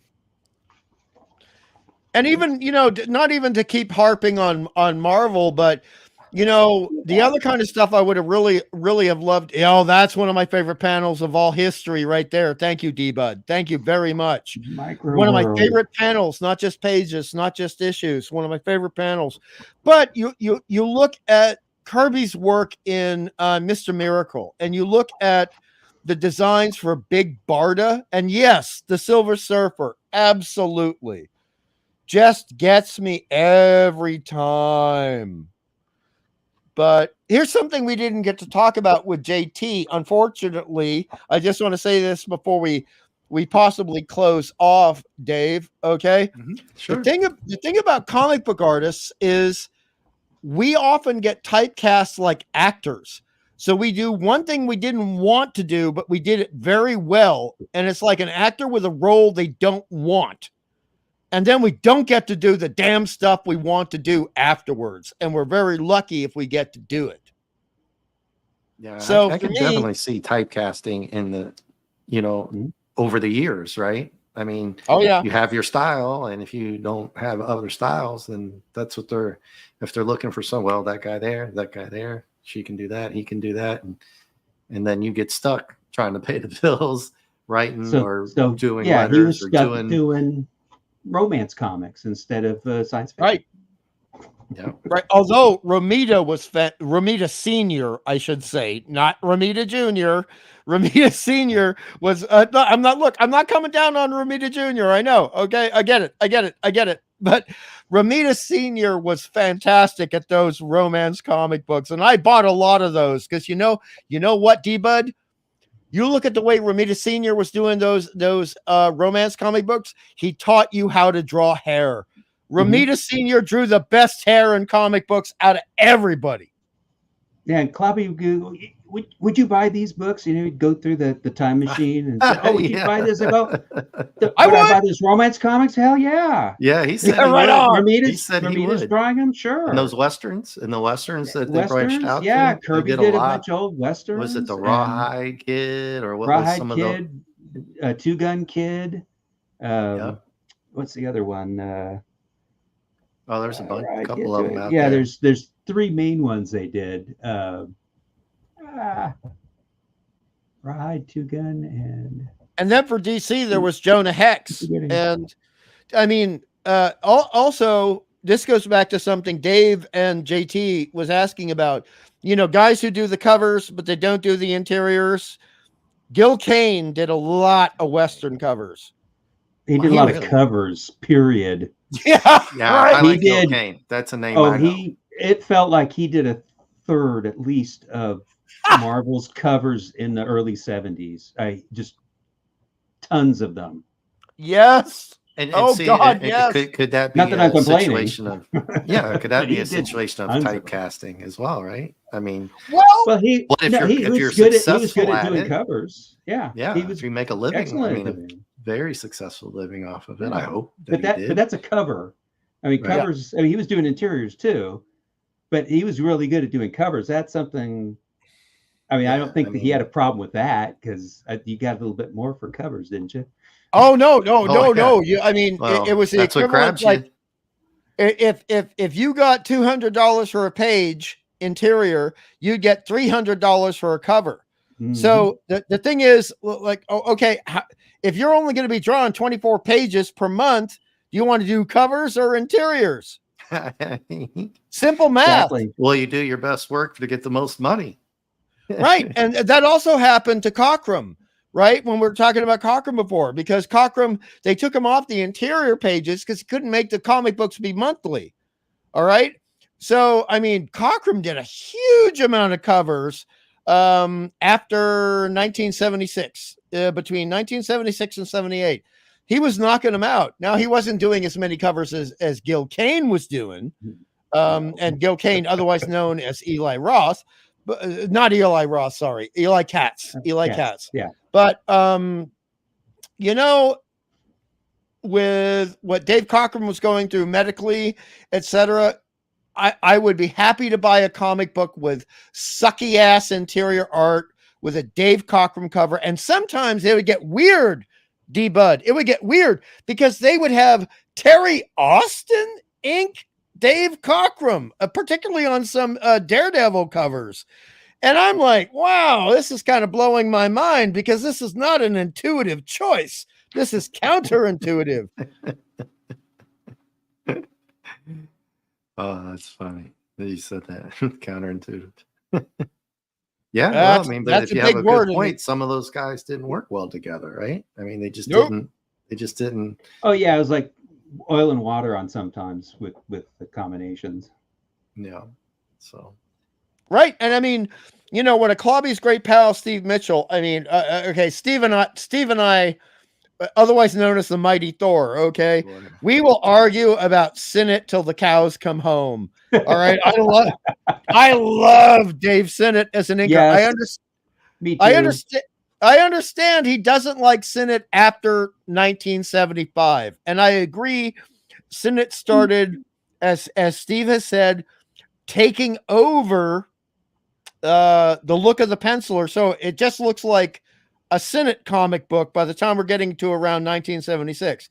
But when you're looking at Sinnott from 1965, even some of his work in the 50s, by the way, when Marvel was still called Atlas, D-Bud, with some of the monster books and the sci-fi books, Sinnott's art is great. It's very detailed. It's very controlled. It's disciplined. Well, look at the difference between what he did in Fantastic Four #5, which was the first Doctor Doom, which is the earliest FF I ever owned, and compare it to what he was doing here. Right, you can see a difference in what it is. It's the same penciler, but yeah, the art was different just because Sinnott's style was a little bit more. I mean, this is peak Kirby and Sinnott to me. I agree. I agree. This is my favorite combination of artists of all time. It's actually, I'll agree with you. I'll go one step further, D-Bud. It's my favorite combination of writer, penciler, inker, coloring, and letterer. It is a perfect comic book. It is flawless. It's just bloody flawless. And oh my God, but when we look, do you need a cigarette? Yeah, kind of. All right. Well, I need a sandwich. He needs a sandwich. I need to go to bed. Yes, D-Bud. I was just going to ask you, are you? Oh, it's I get up early, but it's only 10 after 9 here. Oh, that's all right. 12 a.m. Yeah, but so. I get up early, so, and I'm old. Okay. I need my sleep. I hear you. It's afternoon time for Hungry, so he's okay. Yeah. Yeah, except that I only got 2 hours of sleep in the past 27 hours. Yeah, I'm doing fine. It's been a hot commodity, dude, lately. You're like a hot topic product, dude. You're too kind. You're too sweet. No, you're too kind. It's been an absolute pleasure, man. This is great. This was really good. You answered a lot of stuff, and I think people were listening appreciated it. A lot of questions I had. JT had some fantastic questions. Some people in the chat, Fanty and Buddy, and all the people that aren't here now. Tina, Lisa, Dad Man, everybody I didn't name. Sorry, I can't keep up with it. I'm not good. Clobby actually used to write the names down so he could do it at the end of the day. So I try to put them up there as we're going along, just to give credit to people who are here. I cheat. I do a screenshot. Do a screenshot. So I don't have to write it down. I just try to remember, and everybody who's stuck it out, like Buddy again, and Phantom, and thank you, Buddy. Thank you, Fanty. Whoever else is still out there, and they really know their stuff too, don't they, guys? I mean, Buddy and Phantom, and you never know who you're talking to, and you never know who's listening in on you too. So. Well, the great thing about Buddy is a youngin', but Buddy has got incredibly good taste. He's got an incredibly articulate manner of speaking and an incredibly he likes ice agile pirates mind. and Godzilla, right? Yeah, and Gojira. Fanti is just old school, real comic book lifer, and you know that term, D-Bud. You're a lifer. When you're a lifer, you're a lifer, and you know Fanti has read the material. He knows the people who deserve the love. He knows some of the people that deserve none of the love, but we're not going to use those names. And yeah, fantastic crowd, man. You pulled off a beauty of a stream. Thank you, Dave C. I mean, you nailed it, Dan. You know, you nailed it. We stuck on point for a long time, for a couple hours, and then did what I wanted, you know, and start talking about other stuff, which is I knew would be happening. I love it. You know, it's great. I'd go for another hour or two, but I'm hungry. and I do gotta pack some stuff and get up a little bit early for tomorrow and go enjoy my weekend so I can get my groove on with my Flash shirt and at the 80s band. So I hear you. Deba, what do you got coming up on some other channels? You gonna be hanging out with J-Man, Sean, or Nick anytime soon? Probably J-Man some more. Tomorrow night I can't, but he's getting to the issues that, like I was showing you, like my earliest issues. He's getting close to these. I want to pop on for those, and I definitely want to be there for when he does my favorite Doctor Doom story of all time, which is 84 through 86. Oh, I love that story arc. Yes. Wow. Yes. Wow, dude. Jeez, man. The problem I had with this is that I was living in Burbank, and we moved from Burbank up here to Walnut Creek, and so when we moved up to Walnut Creek, I didn't know where to get comic books for a month or so. So I missed this issue. Oh, no. Which is, got this one. I got the final part, but I missed this one. And this was another one that I bought that first day I found a comic book store. I had to get, this is the first one I looked for because I'm like, I've got to find out what happened in this part of the story.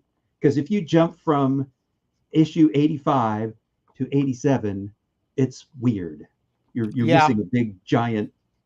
A lot of stuff happens in this one, and of course, the other thing that I love about this particular story is it is based on my favorite television series of all time, which is The Prisoner.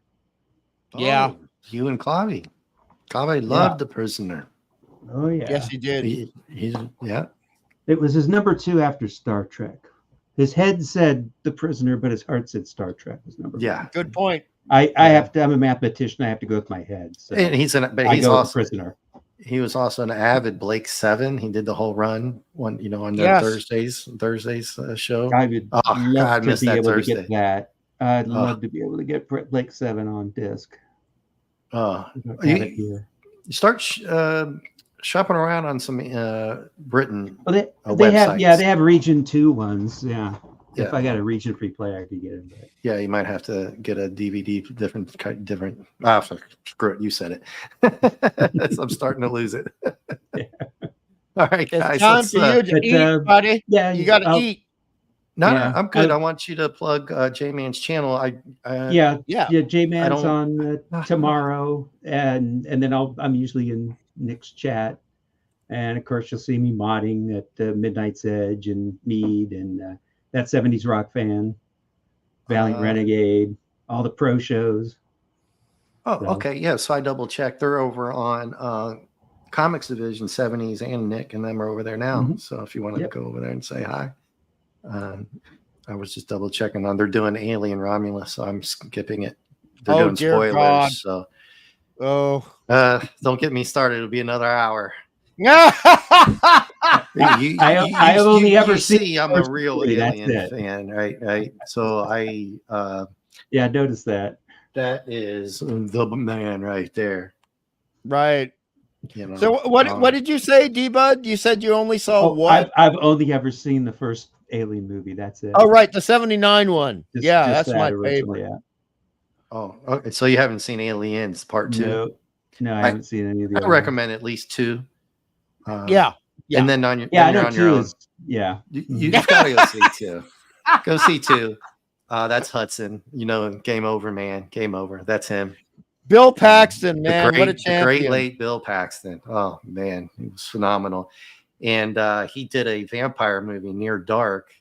I love that movie. It's my favorite vampire movie. Yeah, and for some reason, I noticed it's been kind of popping around lately. I don't know what's going on. Like, I guess Alien has had an anniversary. Everybody's been doing streams on Aliens. Sci-Fi Mombi did 2. You guys did that the other night. Give a shout out to Sci-Fi Mombi. And he did a monologue in this bar, which was bloody, brutal murder in this bar, D-Bud. But I would say it was one of his best lines. He went off for about 10 minutes just bitching about this and that, and it was fantastic. I was like, how did I miss this? Overall, well, I mean, years. also he's a vampire. Look, let's just do spoilers because we know no one else is going to watch this movie aside from you and us. I don't want to. We still got Buddy and Phantom. If they say they've seen it, we'll do spoilers because they've been hanging out, and I don't. Have you guys seen Near Dark, Phantom, Buddy, and whoever else is left? Chet, I think he has. This is Chet's from Weird Science. Chet is Bill Paxton from Weird Science. Okay. But okay, no spoilers. I will say this, and it's not a spoiler.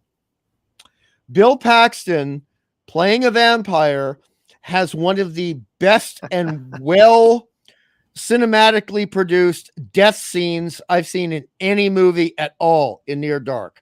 Amazing death scene. And well, for me, it's that bar scene, the monologue on the bar scene that he goes off for about 5 I can't talk about it without spoilers, man. Nope.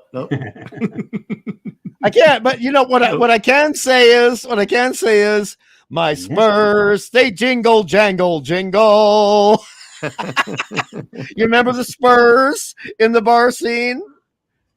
Well, you're spoiling. You're spoiling. No, I'm not. I'm on the edge, but I'm not over the edge yet. So, Fancy, we're talking about Near Dark with Bill Paxton. I guess this has been the Alien anniversary or something happened, and D-Bud hasn't seen Aliens. We are recommending that at least, and then he's up to himself for going for 3, and then the rest. So I just happen to, and it's not coming out of the package. So Nick Weiser, don't even bother asking. Nope. Or Mark D. It's they're staying meant to be taken out. No, not. I've only got one. And my Iron Man and all my Ultraman. They need to be taken out. There's only certain ones. I can show you all my other ones. No, D-Bud, we've talked about this in chat on Clobby's channel numerous times, and we always agree comics are for reading, not for slabbing. Yeah. Yep. Severing. Always. Okay, Chet. Weird Science. Man, I'm losing it these days. I haven't seen Weird Science in a long time. I did see House 2 the other day. Really? Oh, yeah. I freaking love those. The House ones.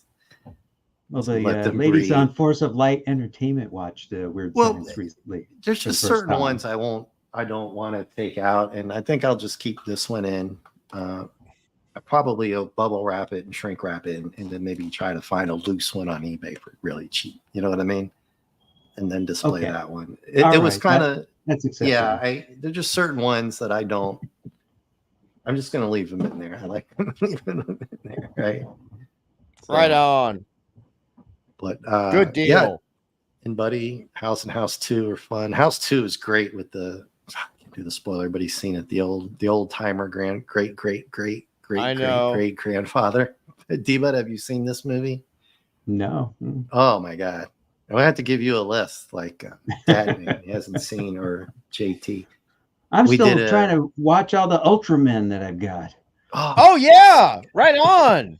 I love Ultraman. I even love Shin Ultraman. Hmm? Shin Ultraman. Blake 7 is on BritBox. Okay. Right. Thank you, BritBox. That's it. Yeah. Thank you. Yeah, I got to get that, man. But I want my physical copies, though. Yeah. Physical copies. I like physical media. Yes, I know. I was eyeballing that collection, going, damn. Dude. Oh, that's Yeah. That's only a tiny part of it. That's what fits in this room. I was going to be doing movie watch parties and then reviews, like kind of like Nick does in sci-fi and Anti-Drill does with her Star Trek and her stuff. But I wanted to do the watch parties for fun for everybody because we did the Ice Pirates the other day, D-Bud, and I know some people here. Oh, God, I haven't seen that in years. Oh, and Dadman loved it, by the way. So yeah, so if he liked it, then you know it's got to be good, right? For something like that. So, got an Ultraman fan. Buddy's an Ultraman fan. Yeah, right. I found out that J-Man's a big Ultraman fan too. Oh, really? When I was on his stream last week. Wow, he was I'm a big Godzilla. Oh, he saw my Ultraman. He spotted him right away. And I'm like, oh wow. And we both got and when I was finished with the stream, I went out to get my mail, and what do they have in my mailbox but Ultraman Taiga, which they just put out on Blu-ray. Oh, nice. So I'm watching that. I know. I would have watched a couple of episodes, but I was on this instead. So you should feel privileged. Well, there's only one problem, D-Bud. The thing is, Ultraman has even more iterations of Ultraman than Gojira, otherwise known as Godzilla. Oh, there are so many damn series of Ultraman. I've been watching them for 3 years. and I'm gonna do a closing note. And what I thought I was about doing is Bill, if you guys didn't know, and I'm sure you do, because I know I'm speaking to the crowd that knows way more than I do, was in one of the opening scenes of Terminator. Do you remember? Yes. All right. And yes. the two of there was 3 dudes, right, that he wastes. I don't care about spoilers on that. If you haven't seen it, oh well. You're close. Give them to me. The other guy was the bad guy from Cobra, if I remember correctly. Yeah. And so I was doing a lot of Godzilla stuff to break the ice for me to get into YouTube just for fun. Let me just start with my Godzilla stuff, and went over great. My Ice Pirates movie watch party and after talk got blocked. Apparently the audio came through Phantom Buddy. That's probably why you don't see it on my thing. But the first hour and a half was just a watch party. And then I was going to cut the next hour and a half that we all talked all kinds of movies and stuff like that, especially Ice Pirates. But I deleted it before I freaking saved it. I couldn't go back and cut it. It's really too bad because the thing about Ice Pirates, and I said this a lot when we were doing the stream, is it has got Angelica Houston at her sexiest in that movie. Oh my God, Angelica Houston. Hubba, hubba, D-Bud. Hubba, hubba. I can't remember. It's been so long since I've seen that movie. Well, I might do a regular stream with it. That way we can watch it without being nuked on the old, this stuff here, because the audio leaked from one laptop to the other through my microphone, and we didn't know. So, but what I was going to tell, I watched. Just forgive me. I went back. It was on. I went Godzilla '98 just for fun, just to go back and remember how bad it was. Yeah. And the opening scene, and if you know my avatar, D-Bud, let me stop my cam again. You know where that's from. It's a Dexter Riley movie. Oh, no! Dexter Riley movie. Okay. It's Lopan from Big Trouble in Little China, D-Bud. It's a Dexter Riley movie. Dexter Riley movie. Do you know who Dexter Riley is? Do you know who Dexter Riley is? Hungry? Dave? I'm just going to say no. You guys, it was 3 movies that Kurt Russell did when he was doing Disney movies still. I know. These were in the early 70s. Captain Ron? Oh, in the 70s. I happened to watch all 3 of them last weekend. They're not. Look, I'm not saying this as a joke. Look, I like those movies, D-Bud. I honestly like the computer who wore tennis shoes. I remember that movie. Now You See Him, Now You Don't, I think is the best of the 3. What was so crazy? What was so crazy is that, of course, Carpenter and stuff like that, and then this Godzilla '98. Oh gosh, help me on this one. Who was the producers on this? Help me out here, guys. I let my cat out. Hold on. I'd have to look it up. If you could look it up quick. I can't think of the main producers for it. I'm gonna beat my head in the ground when he finds out. If it's a Carpenter movie, I only tend to remember Carpenter or Kurt Russell or Rowdy Roddy Piper. That's all I'm gonna remember. Yeah, but now I'm trying to remember who actually produced Big Trouble. Who was it, T-Bud? Do you remember? No idea. The Godzilla 98. Oh, you're talking about Godzilla and the oh my God, that was bloody Roland Emmerich. Roland Emmerich, right? And all them. Did they have anything to do with Big Trouble? No. Okay. Thank God. Well, all right. I just thought there was a connection there because all these movies have the same guys. They seem to pop up, and whether it's just the typecasting that we talked about in comics, Hollywood obviously does that. You always see that same B actor, bad guy. And you go back years, 90s, 80s, 90s movies, like, holy crap, that dude. Well, the opening scene in Godzilla 98, in the background, I saw this guy chopping some, he was chopping up some fish. And it was a fishing trawler. That was the thing for Godzilla. I said, I think I know that guy. And then he comes, I said, I know that guy. And I know that guy. And wait, I know like 5 of these. They were all the bad guys in Big Trouble in Little China in the alley. The funeral alley fight scene, dude. I was like, holy shit, man. And Big Trouble in Little China, although it got completely, I don't understand how people didn't love that movie. I don't know why it flopped in the theater. I have not looked into it. I'm not going to look into it. I saw that movie in the theater the week it came out. I adored it.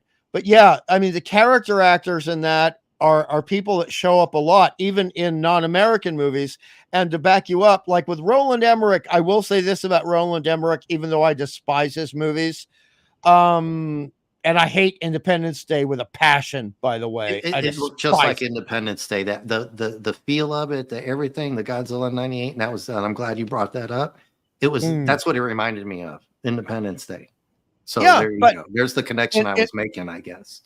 In Godzilla 98, the one thing I will say for Roland Emmerich is he allowed really good character actors to be involved in the movie. No matter how terrible the movie was, you had great character actors portraying, male and female, in that film. You have one of the biggest voiceover actors from The Simpsons playing a major role in that. He's the cameraman. He plays the cameraman.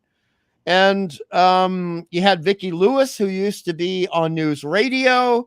And you had a whole bunch of other people. So, I mean, look, even a stopped clock tells the right time twice a day. That's what I'll say about Roland Emmerich.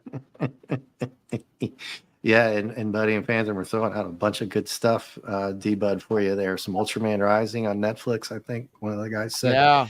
A couple other things. And yeah, The Golden Child, Big Trouble. And I would, I'd also recommend on the tokusatsu stuff, Iron King. Pardon? Can you repeat that, please? Can you repeat that, please? Iron King. It's another tokusatsu show. Oh, I have seen 2 episodes of that. Yes. It's really good. It's very goofy and all that with the villains they're fighting, but the relationship between the 2 main characters makes the whole show. It's really fun. I have to go back and watch it again. Yeah, definitely. Excellent. Anyway, I really have to go. Yeah. Good night, then. My eyes are going off, but thanks for having me on. It was great fun talking about this stuff, and I talked to Hungry. It's been a while. Yes. So. Thank you so much for being on and sharing your acumen and just sharing the love of what the great comic books used to be. And maybe they can be again, but for now, we still have the ones you showed us. Yes, thank you. Oh my God, I love those. Oh, and yes, I love Ronan the Accuser. I love him as a villain, the original one. Ronan the Accuser, yep. And Psycho Man. Psycho Man was brilliant. You brought him up before too. Psycho Man. This beautiful red cover. And the funny thing about that cover, because D-Bud knows this just before you go. This one's for Clobby. That's right. Yes. But Psycho Man actually is in a white and green outfit, and on the cover he's just all red. But that's drama. Yeah. Yep. That's brilliant. I can show what issue that is, D-Bud. I'm sorry, which one? The Clobby one. That's number what again? Oh, 79. This is 79. Yeah, for everybody. Yeah. Great issue. 79. It's the third Fantastic Four comic I ever picked up. But yeah, this is one of Clobby's favorites, of course. Outstanding. Thank you so much for being here. Saw this particular cover picture and a lot of his shows. Yep. But, yep. Yeah. So thanks again for having me on. Fun to talk about this stuff. Yes. See you soon. I'll see you soon. Yeah. Have a good night, you guys. All right. Take care. Nighty-o. Nighty-o.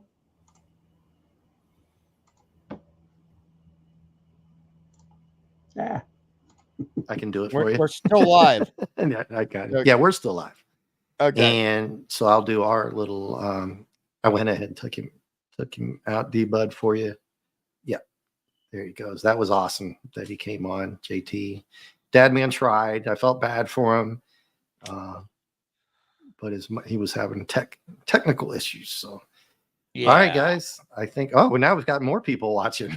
But oh dear. We're gonna have to wind it down. I've got a little vacay this weekend, go see some good friends back in Virginia and dance to some 80s music. So and have some good Irish whiskey at Murphy's in Alexandria, Virginia. Shout out to them. So good choice. Hungry. Thank you so much for being here, and everybody in the chat as well. But on that note, have a good weekend, everybody. And I am going to probably talk about comic book ads, some of the funny stuff. Oh, I love those. Some of the stuff that I actually ordered when I was a kid. That maybe next week. On. Oh yeah. Remind me of that, okay? Because I got a busy week next week. Very busy, moving. So, on that note, that is it, and we will see you later. Goodbye, everybody. Nighty-o, folks.